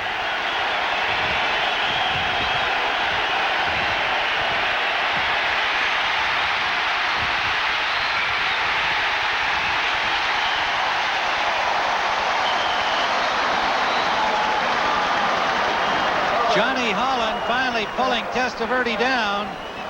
He got back to about the 9-yard line near the original line of scrimmage, but it's 4th down. Really a masterful job being done by the Green Bay Packers secondary, though, Tim. On that series of plays, Vinny Testaverde saw 3 different coverages. Now, this time he goes back expecting some kind of zone coverage. He gets it, but as people on the outside are doubled up, no receiver. He has to eat the ball. Steve Christie will attempt from the 22. It is good. Tampa Bay finally on the scoreboard. A 31-yard field goal with 10:42 to go in the 3rd quarter. The Packers 5 and the Bucs 3. Green Bay Packers secondary, Dawsey in the slot here wants to run a corner pattern. But what's the reaction here when he gets into secondary? These defensive backs clamp down on him inside out. Testaverde doesn't have a target. and the rush gets to him. Christie's kickoff deep into the end zone again. He's kicked off very well today for Tampa Bay, and Alan Rice will not bring it out. Word on Darrell Thompson that he will not return. Left in the first half with a bruised knee, and there he is. They were hoping to get him back in, but you can see he's got the ice on it, and he will not be returning to the game. Clarence Weathers, meanwhile, has also suffered an injury, apparently not serious. They're expecting that he'll be back. Number 87, the Green Bay Packers. First down, back from their 20-yard line. Alan Rice in Thompson's spot gets 2. Rice, a Plan B pickup from the Minnesota Vikings, an 8-year veteran from Baylor, a very handy guy, good pass receiver, durable. Gave some valuable time to the Minnesota Vikings. Tim, he's one of these guys who doesn't make very many mistakes either. He's a student of the game, and there's Thompson sitting on the sideline watching him play for him. And Thompson has to obviously be very disappointed in being out of the game now with this injury. But Alan Rice is one of these people who's a very steady player. Wherever you put him, he's effective.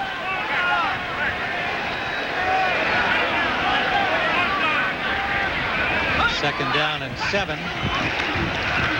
Rice again breaks one tackle. Digs for 2 or 3 more. Eugene Marr, the middle linebacker, number 99 on the tackle. Latest word on Ron Hall is that he's going to get back in this game. You see he's got his pads and his jersey on. Talking with the reserve quarterback Jeff Carlson, and Hall had the ribs x-rayed. Apparently no damage done, and he's going to come back in and play with a little hurt. I like to see him raise his arms over his head. When he can do that with those rib injuries, if they can move freely with their arms over their head, you know they're okay. Third down along 3.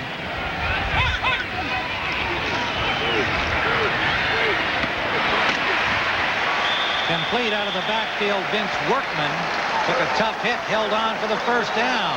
Roderick Thomas and Glenn Rogers, a rookie from Memphis State, on the tackle.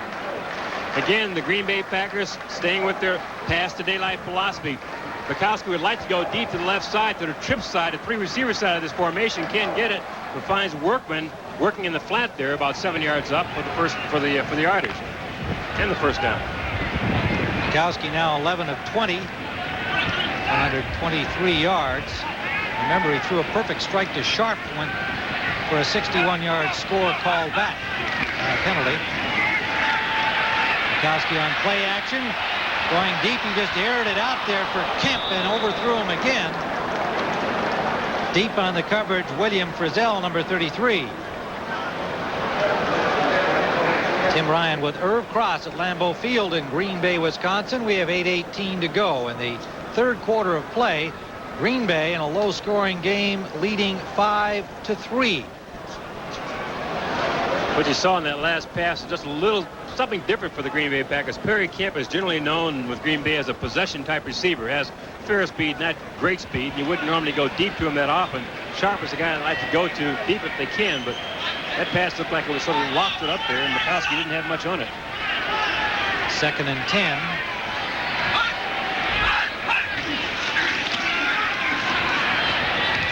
A low ball intended for Sharp. Incomplete. A little heat on Majkowski as he let the ball go, but the fact of the matter is he hasn't thrown the ball well in the last 8 or 10 tries. And there's been a lot of speculation in Green Bay as to whether or not he may be having trouble with the shoulder. He bristles about that when you ask him about it, because he had the shoulder surgery last year, and he says he's 100% now and everything is fine. He's not having any trouble throwing the football, but today it looks like he's laboring a little bit. Third down and 10. And the only way he's going to stop all of that is to have 2 or 3 big days in a row where he's throwing the ball with some zing in addition to some stats. Majkowski flush. Hit. Ball loose, picked up by Covington. And they're going to call it an incomplete pass. Manley had the heat on him. Again, good deep coverage by the secondary. Number 92, Dexter Manley flushes Majkowski out. But take a look at this again. Short and long zones on the one side, and the other side, on the far side of the field, you also have the right corner. Haddock's doing a good job on number 84, our man Sterling Sharp. So no one to throw the ball to, forces Majkowski into a sack. On the field, it's being reviewed by instant replay. Well, they called it an incompleted pass, Irv, and now that's being reviewed. This is really very easy to see, and the instant replay people will see it. If Majkowski's arm is coming forward as he's hit, it's a passing motion. It will be an incomplete pass. If his arm is not coming forward, it'll be a sack. Now, ooh. Well, I think it's a sack. It looked like his arm moved forward because Manley pushed it forward when he hit him, but it wasn't a... The play stands. 4th down. Incomplete pass. All right, okay, but it looked to me like he wasn't really forcing it forward himself, but because of the pressure from Manley, the ball came out of there, but incomplete. Dave Kamansky is the replay official today. See, his arm is going back, you see, and he feels the pressure, then he sends it out of there. McJulian. Hunt comes down at the 30-yard line. Drury gets to the 35, so pretty good field position for the Buccaneers. Bryce Paup on the tackle, just a 37-yard punt. We'll be back in a moment. Tim Reiner across at Lambeau Field in Green Bay. The crowd getting the wave going as Tampa Bay has the ball on a short punt from Green Bay at the 35-yard line. Tampa Bay, as you can see, not been too successful in the third quarter. They trail by 2 points. Good field position. Reggie Cobb gets 5 near the 40-yard line. Brian Noble made the tackle. Ron Hall has returned to the lineup. Well, he's a key man to this Tampa Bay Buccaneer offense because he's an excellent blocker, an outstanding pass receiver. As I said earlier in the broadcast, I think now that Mark Barbaro from the New York Giants is out of football, that Ron Hall moves up to the number 1 spot as the number 1 tight end in pro football. So they need him in their lineup badly. 2nd down, a long 5. Hall in motion. Now sets up strong side right. Wilson, the rookie fullback, gets about 4. They'll need another yard for a 1st down. Noble and Mark Murphy on the tackle.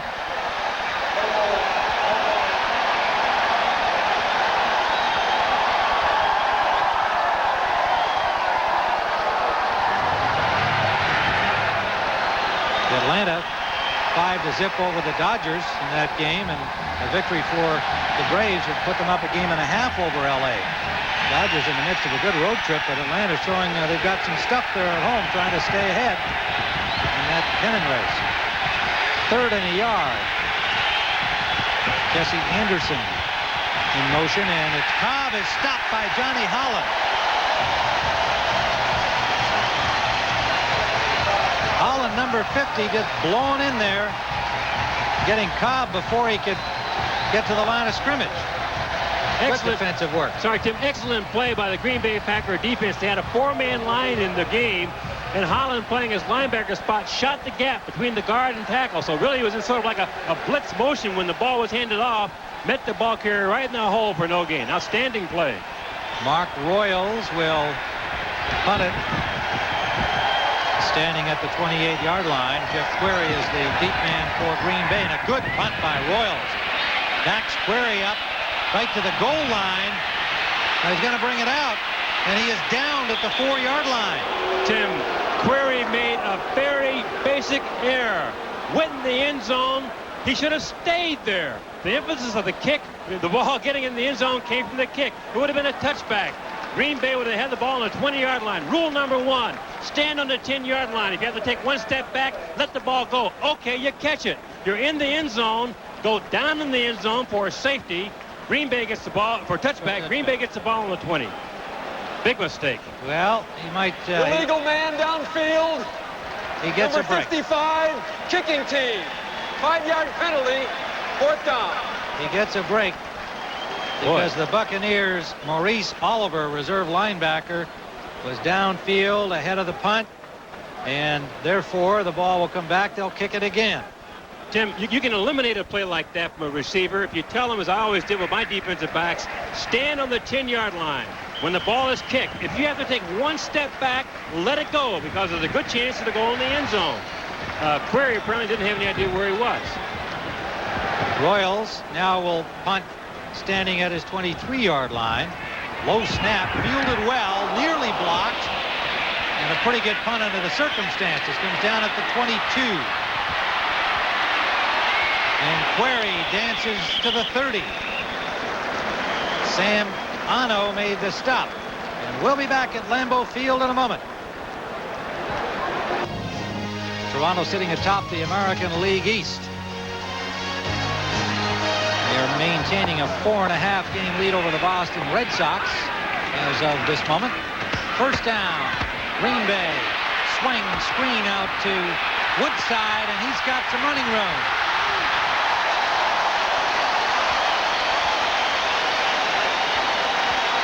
Keith Woodside into Tampa Bay territory, a 22-yard gain.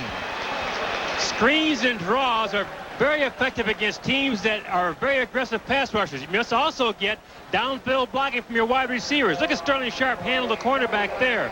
But what happened to him, that play went so well because it was a fast screen to the left side of the formation. The Tampa Bay Buccaneers are coming out on a very aggressive pass rush, simply ran past it. Tampa Bay cost themselves 24 yards on those two punts. The penalty of the man illegally downfield on the punt, a 58-yarder by Royals, turned into a 40-yard punt. And good field position for Green Bay, and they have taken advantage with these two plays. West gets about 6 on that catch from Majkowski, hit hard by Harry Hamilton. And West had to take himself out at the Packers sideline. Yeah, that was hit. He has a bad left knee, Tim. He's been working with it all year, but you'll take a look here. Once he catches the ball out to the outside in the flat area, you'll see number 39, Harry Hamilton, who's playing the zone area there, coming in on the ball at the same time. So he hit that left knee, which is the bad knee, and right now he's having some trouble with it. That'll bring in Jackie Harris to the tight end position, number 80, the second-year man from Northeast Louisiana. Second down, a long 4. Alan Rice gets a good block. And Rice has a first down inside the 30.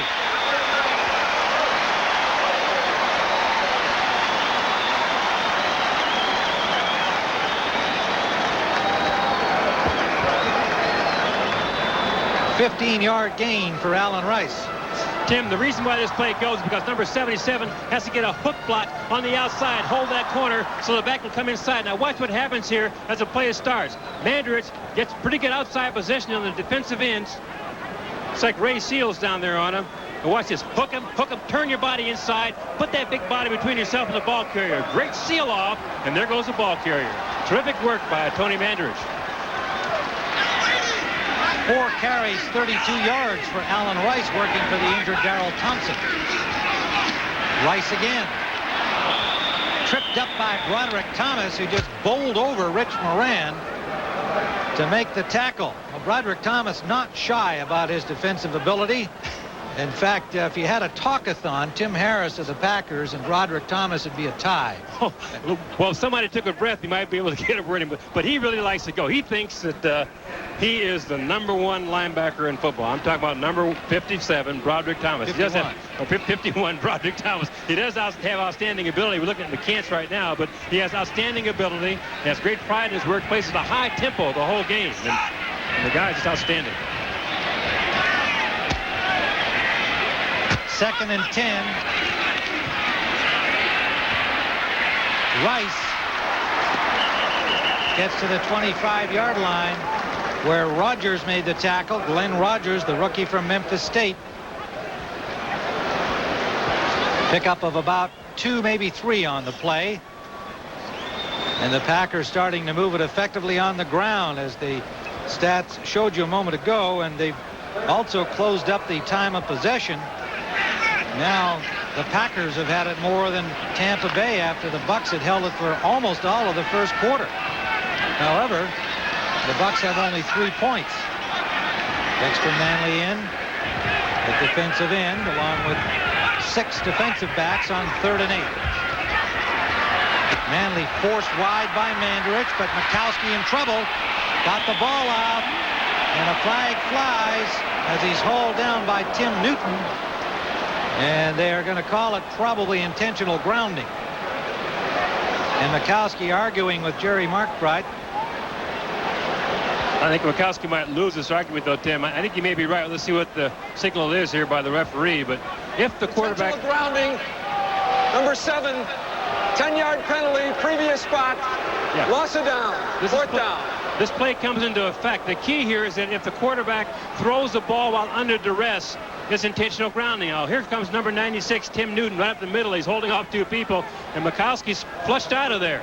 Now, the question is he throwing the ball away because of the pressure from the defensive lineman, or is it a pass? I think he did. He's throwing the ball away to elude the sack. Good call by the officials. Intentional grounding. Standing at midfield is McJulian for the Packers. At the 10-yard line, Willie Drury for Tampa Bay. McJulian trying to angle for the sideline. Gets a good bounce, but it goes through 2 Packers into the end zone. Roland Mitchell and Burnell Dent both had a chance to keep the ball out at about the 1-yard line, but it'll be a touchback.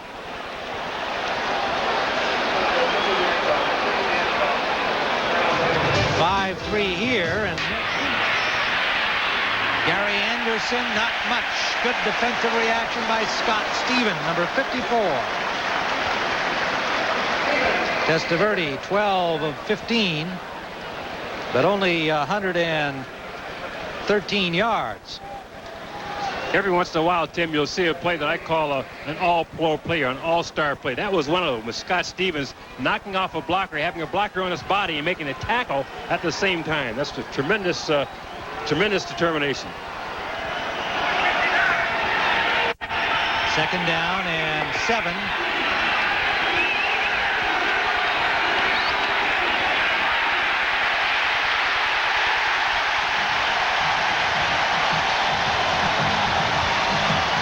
Fourth sack by the Packers.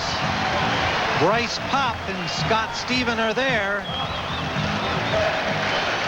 Most of the pressure comes from the right side of the formation here. You can see number 96 does a pretty good job. Patterson putting the heat on. And here comes Paup right up the middle for the sack. Good teamwork again. If you can get one guy to penetrate and have another lineman hit those gaps, somebody's going to pop through. Like Paup did that time. Paup popped. Paup popped, and he's got 2.5 sacks today. He's become a very effective inside pass rusher. They put him in instead of Noble on the pass downs, and it's working.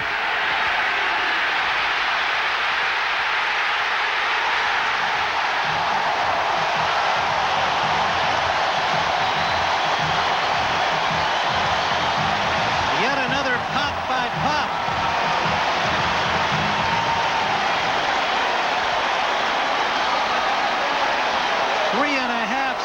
And a safety for the young man from Northern Iowa in his 2nd year. Tim, all of a sudden, this Packer defense looks like the Bryce Paup show. Can't seem to get blocked. Again, he has good upfield speed and good enough reactions to come around outside of the offensive tackle to make the play. That's the end of the 3rd quarter with the score. Green Bay 5, the Bucs 3. Our coverage continues after this message from your local station. You're watching the NFL on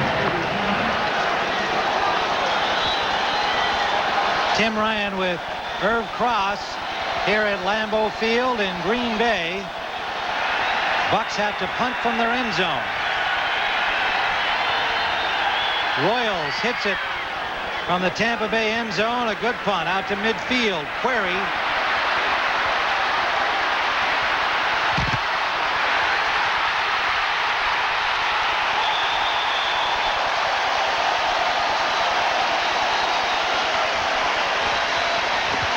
A 22-yard return by Query off a 45-yard punt.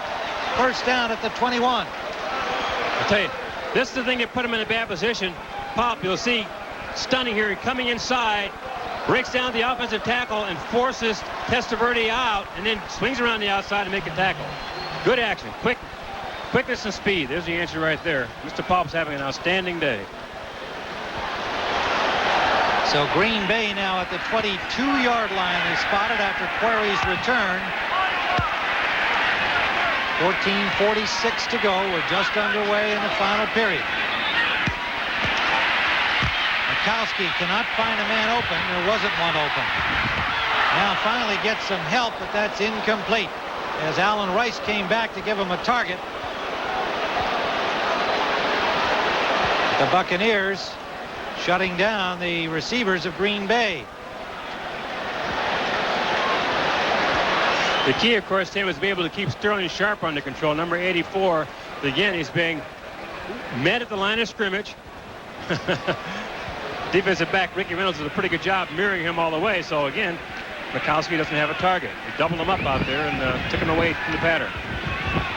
He wears that stamp on the back of his helmet. I'll tell you a little bit about that as we go along. 2nd and 10 from the 22-yard line. Green Bay with a good opportunity here to widen a narrow lead. Majkowski, and it's in and out of the hands of Sharp, picked up by Haddix. Haddix down to the 40-yard line. Make it Covington. Covington 25. Tony Covington, the rookie from Virginia. An 18-yard return, and quiet has landed here at Lambeau Field as these fans knocked into silence by this play. People are quiet, Tim, because you very seldom see Sterling Sharp drop any football, particularly one that's that well thrown. This goes right through his hands and lands into the midsection of Tony Covington, who picks off an interception for the Buccaneers. Obviously a big play, but again, Sterling Sharp, there's no reason why he shouldn't have caught that ball. This goes right through his hands. Roderick Thomas had the coverage, the linebacker, on Sharp. And now replay, obviously, and I guess the question of whether the ball hit the ground or not.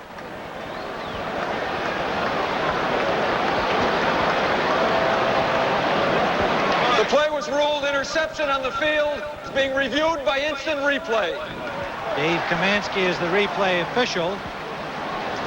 Look at this very closely. The question is Covington have his hands under the ball, or did it bounce off the ground and then slide into his midsection? And they're going to try to determine that with an instant replay look. But here's Majkowski's throw again off of Sterling Sharp's hands.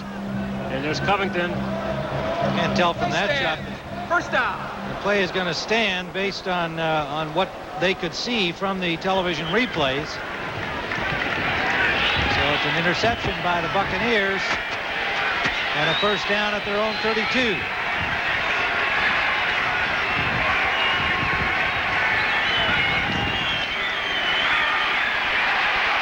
Testaverde going deep for Carrier, incomplete.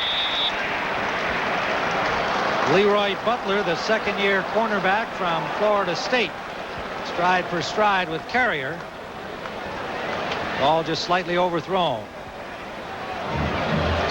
Of course, Leroy Butler has pretty good speed, and so does Courier, and this is simply a foot race. But again, Butler does the right thing as this ball comes upfield, runs with the receiver, keeps the receiver under control, then as the receiver looks back, he looks back. Incomplete pass. 2nd and 10, Tampa Bay. Complete to Ron Hall, the tight end, and nearly broke away from Murphy. The ball came loose, but whistled dead. First down, Tampa Bay. Hall, the 245-pound tight end from Hawaii, in his 5th year now, a 16-yard pickup.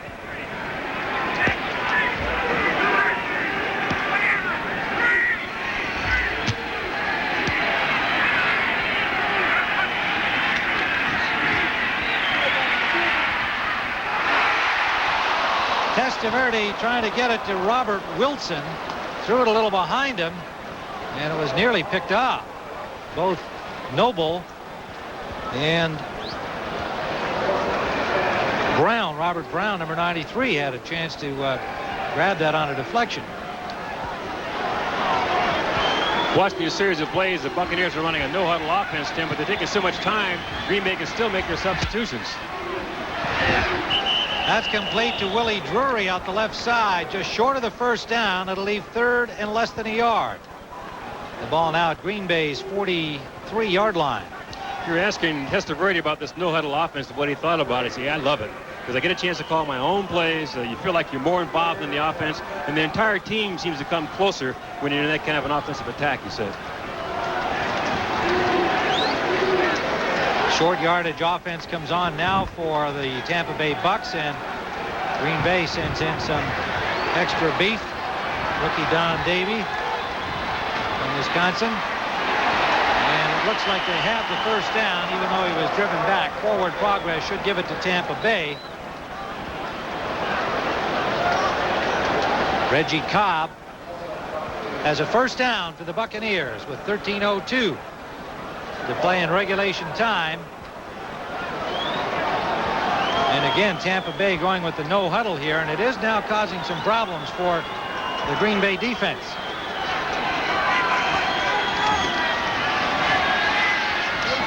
Bruce Hill, first down, Bucks to the 25-yard line. Murphy made the hit, but that's a good pass from Testaverde to Bruce Hill. Really a real sharp pass, but on a day like this, Tim, where it's a little hot, a little muggy, a little humid, it's more like Tampa Bay weather than Green Bay weather today. And I would think that this Green Bay defense is beginning to wear down a little bit with the pace of this no-huddle offense. Bucks stay with it. Pass intended for Dossie, who slipped on that loose turf over there, trying to turn back to make it an out. And it's incomplete. Lawrence Dossie, the rookie from Florida State, hasn't had a ball thrown his way today until that one. If he ever catches one, though, you're going to see a highlight show. He's a real tough receiver, loves to run with the football. Very exciting young football player. 2nd and 10. Bruce Hill, usually the go-to guy, is in the slot. Testaverde goes outside.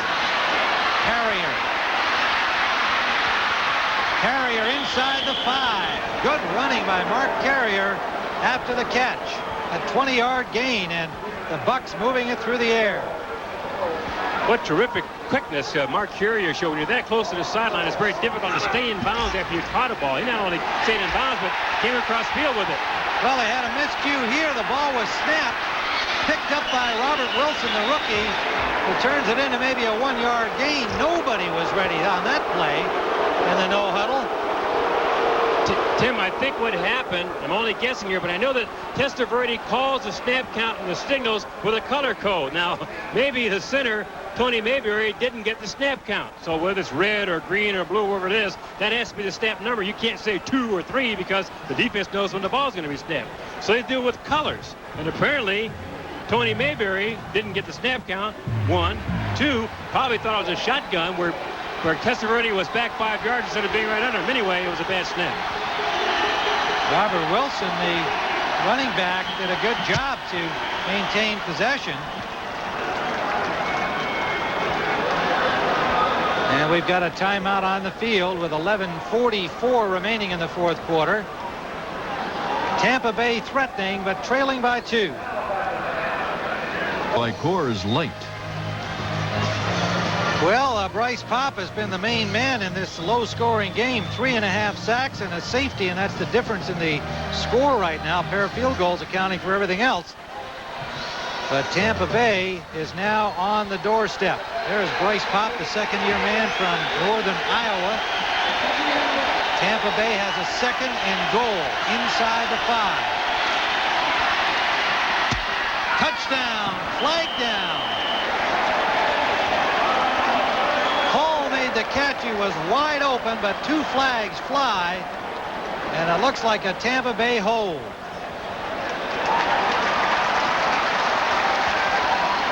This game has just been a series of miscues on the part of both teams. We have 2 fouls on the play.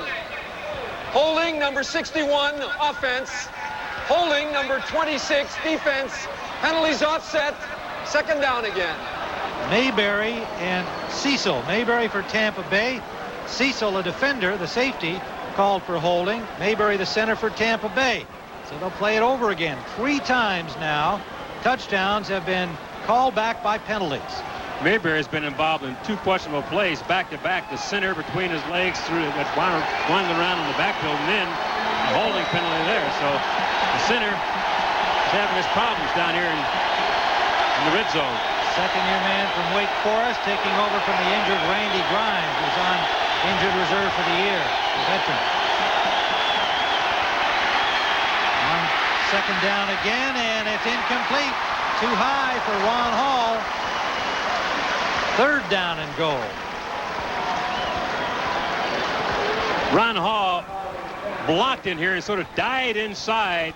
We call it a slow block here. He doesn't really block anybody, so releases off the line and then works to the outside. The ball simply thrown too high. Should have been an easy touchdown. Threw it too high. What happens sometimes, though, Tim, is that both of these teams, neither one of these teams has been in the end zone very much this year. When you get close to the goal line, you get close to the touchdown, you're very careful with the ball. And Testaverde, instead of just flipping that thing out there, kind of guided it. 4 wide receivers and Hall. Incomplete for Bruce Hill. Chuck Cecil diving in front of that one. 4th down, and the field goal unit comes on for Tampa Bay. Get pretty good coverage in the secondary, but again, Testaverde has a chance to make a play here. He puts this in pretty well. It's a pretty tough throw to make, but he gets it between the linebacker and the defensive back. But Cecil comes up with the play. Makes a good play there for the Green Bay Packers. 22-yard field goal try by Christie. Chance for the lead. And it's good. So the Buccaneers take the lead by a point. 11:28 remaining regulation time. Bucks 6 and the Packers 5. Tim Ryan and Irv Cross here at Lambeau Field, where a field goal by Christie has just put Tampa Bay on top 6-5. And Green Bay returns to the 25-yard line. Vince Workman. And they'll start from there.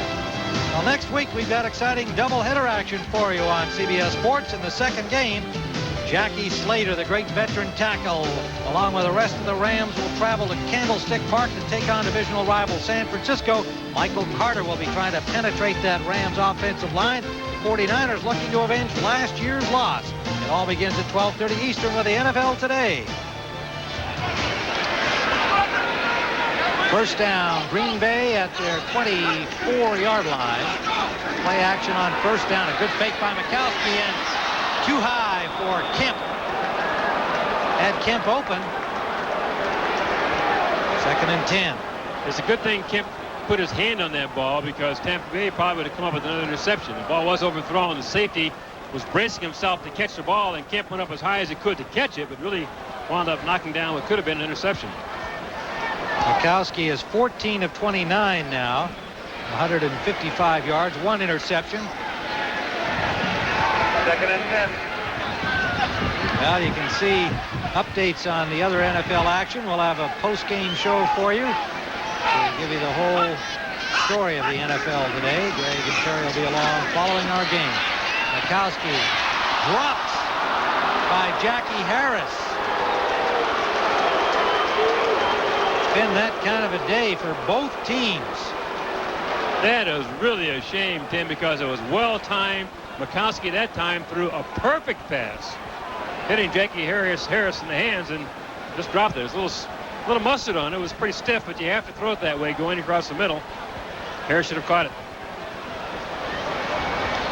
3rd down and 10, and you can see Green Bay has just not done much, and they've had reasonable field possession. They haven't been starting from their 5 or 10. One miscue after another. Majkowski sails that up for Kemp, and it's in and out of his hands. May have been that Rodgers got a hand on the ball, but it looked like Kemp had a shot at it. The ball was right there. A pretty well thrown ball, but a tough pass to complete, Tim, because Glenn Rodgers maintains good inside position on the receiver, Perry Kemp. Again, he runs down the receiver before looking back for the ball. Actually, he just sort of ran to catch him. And the ball Catchable. was catchable. That's right. The ball was catchable. He should have caught it. That's a heck of a pass. And it looked like Rodgers came in and knocked it loose after the ball was in Kemp's hands. Julian's punt. Drury. Good return. Flags fly. As Drury got back to the 43. A 40-yard punt and an 8-yard return. Jackie Harris on the tackle, but let's see what the call is.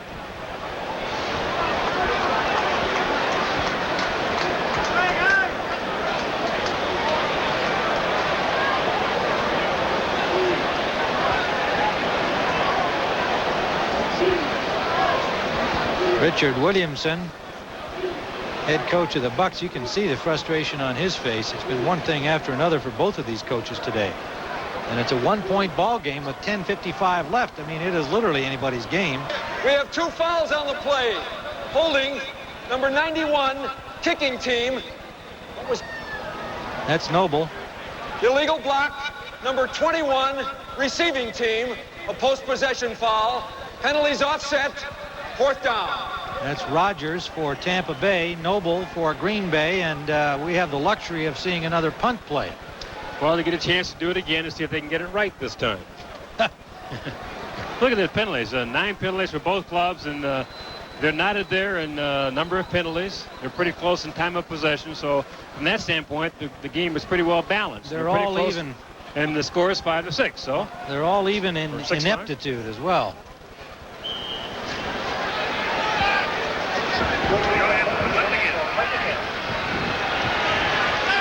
Whoever finishes 0-3 at the end of this game is going to deserve it. McJulian, his second try, and the tackle missed by Wilson, and Drury turns it into about a 4-yard return, maybe a little more than that. Willie Drury.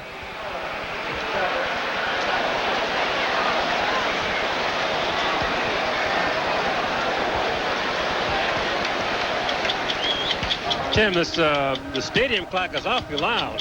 Yeah, it's not ticking fast enough for this game, but tonight on CBS, Premier Sunday kicks off with 60 Minutes. Now in its 24th season.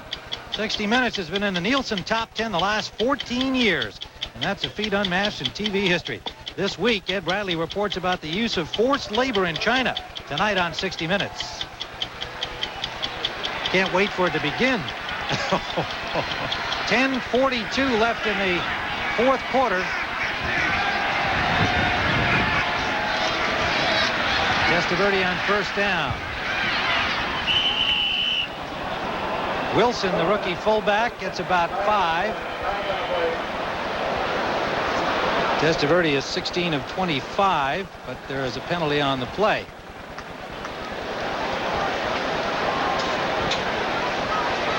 I can't remember when I've seen a game with this many penalties. I don't think I've ever had, as a matter of fact. On nearly every play, there's been a penalty of some kind. Well, you know, the best response to all of this is the crowd sitting on its hands here. 84, offense. 10-yard penalty, 1st down. Bruce Hill, the culprit, and that backs it up. 1st and 20.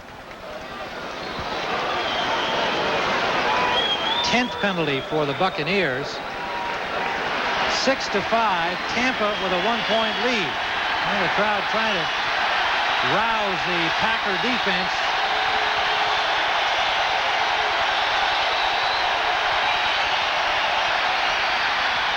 Intended for Bruce Hill, incomplete.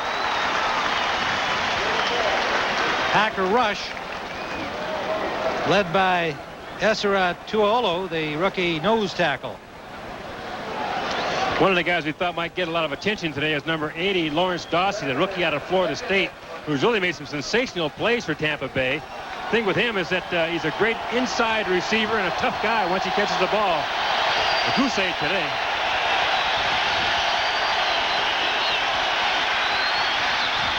That's complete to Hill, but there's a late flag. It was almost as though the official didn't really want to throw it. Looked like the right tackle moved back prematurely. Really, Tim is a old, broken-down former start, coach. Number 70, offense. Prior to the snap, 5-yard penalty, 2nd down. That's Charles McCray, the rookie tackle from Tennessee. False start. McCray is the man who's being caught with the penalty. There he is. It starts prematurely. The tackle there, the right tackle. But what you tell your players when a game begins to fall apart like this, Tim, is that concentrate on your assignments and execute. Sometimes you might even want to simplify what you're doing to make sure you can run a play without a penalty. Now 2nd and very long now for the Bucs.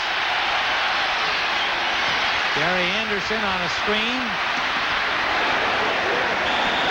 He is hammered down at the 31-yard line after a gain of about 7.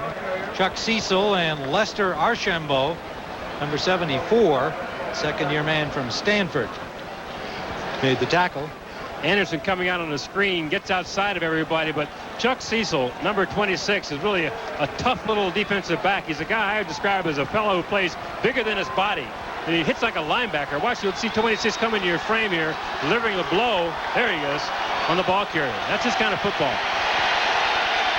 Kenny Easley and Gary Fensick are his idols.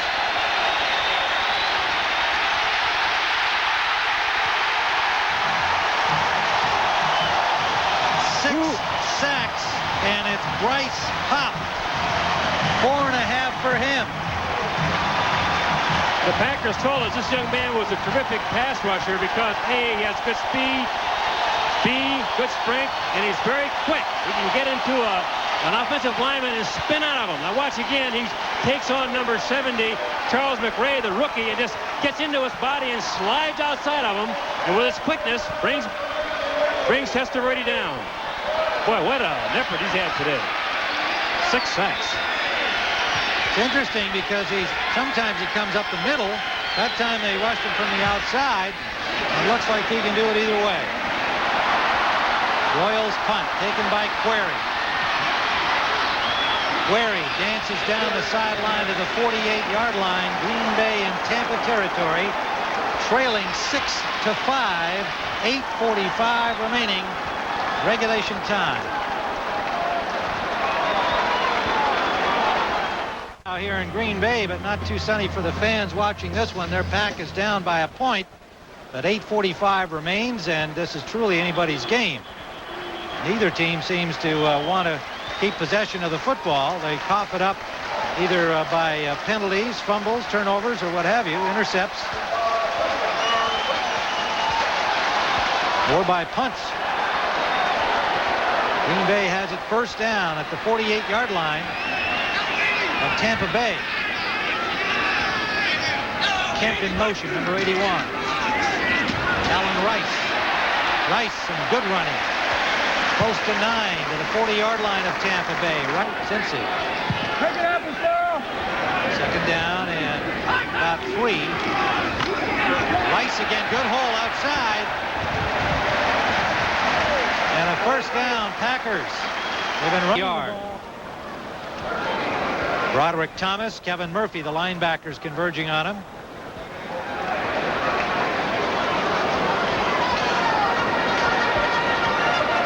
Green Bay got to 100 yards with that carry, and nearly half of that by Alan Rice. Well, one of the things they wanted to do was rush for over 100 yards. They felt they could do that. They had the game pretty well under control, so they've done that. They haven't gotten in the end zone yet with a run or a pass, but the running game is on target. A rare I formation setup. Rice, the lead back, Woodside behind him. And Woodside running behind Rice gets another 5. Tim Newton on the tackle.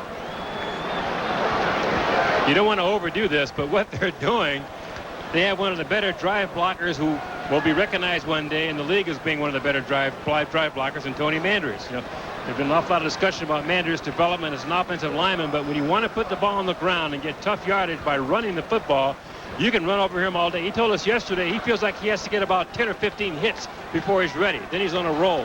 And the big guy right now is controlling that right side of the offensive line and blowing Manley and Seals off the ball. Dexter Manley in there now. He's been sharing the time with Seals at the left defensive end. They bring it back to the left side, and Broderick Thomas. Charles Wilson on an end around, and Broderick Thomas cut him off at the pass. Ran him down from behind, and that's the kind of thing he says he can do just as well as any linebacker, or better. It's an outstanding play. Broderick Thomas is in a blitz here, coming between the guard and center, really, and it's a perfectly timed play. I don't know if the Tampa Bay Buccaneers felt they could anticipate that play and call the right defense for it, but it was a perfectly called defense for that play. Packers didn't have a chance. So the running attack of the Packers stalls, and they have to punt. McJulian at midfield. Angling for the right corner, gets it high. And it is down inside the 5, rolls up to the 7. And a good job by McJulian as Burnell Dent, the man that kept it out of the end zone. It was William Refrigerator Perry blocking a field goal that would have tied it.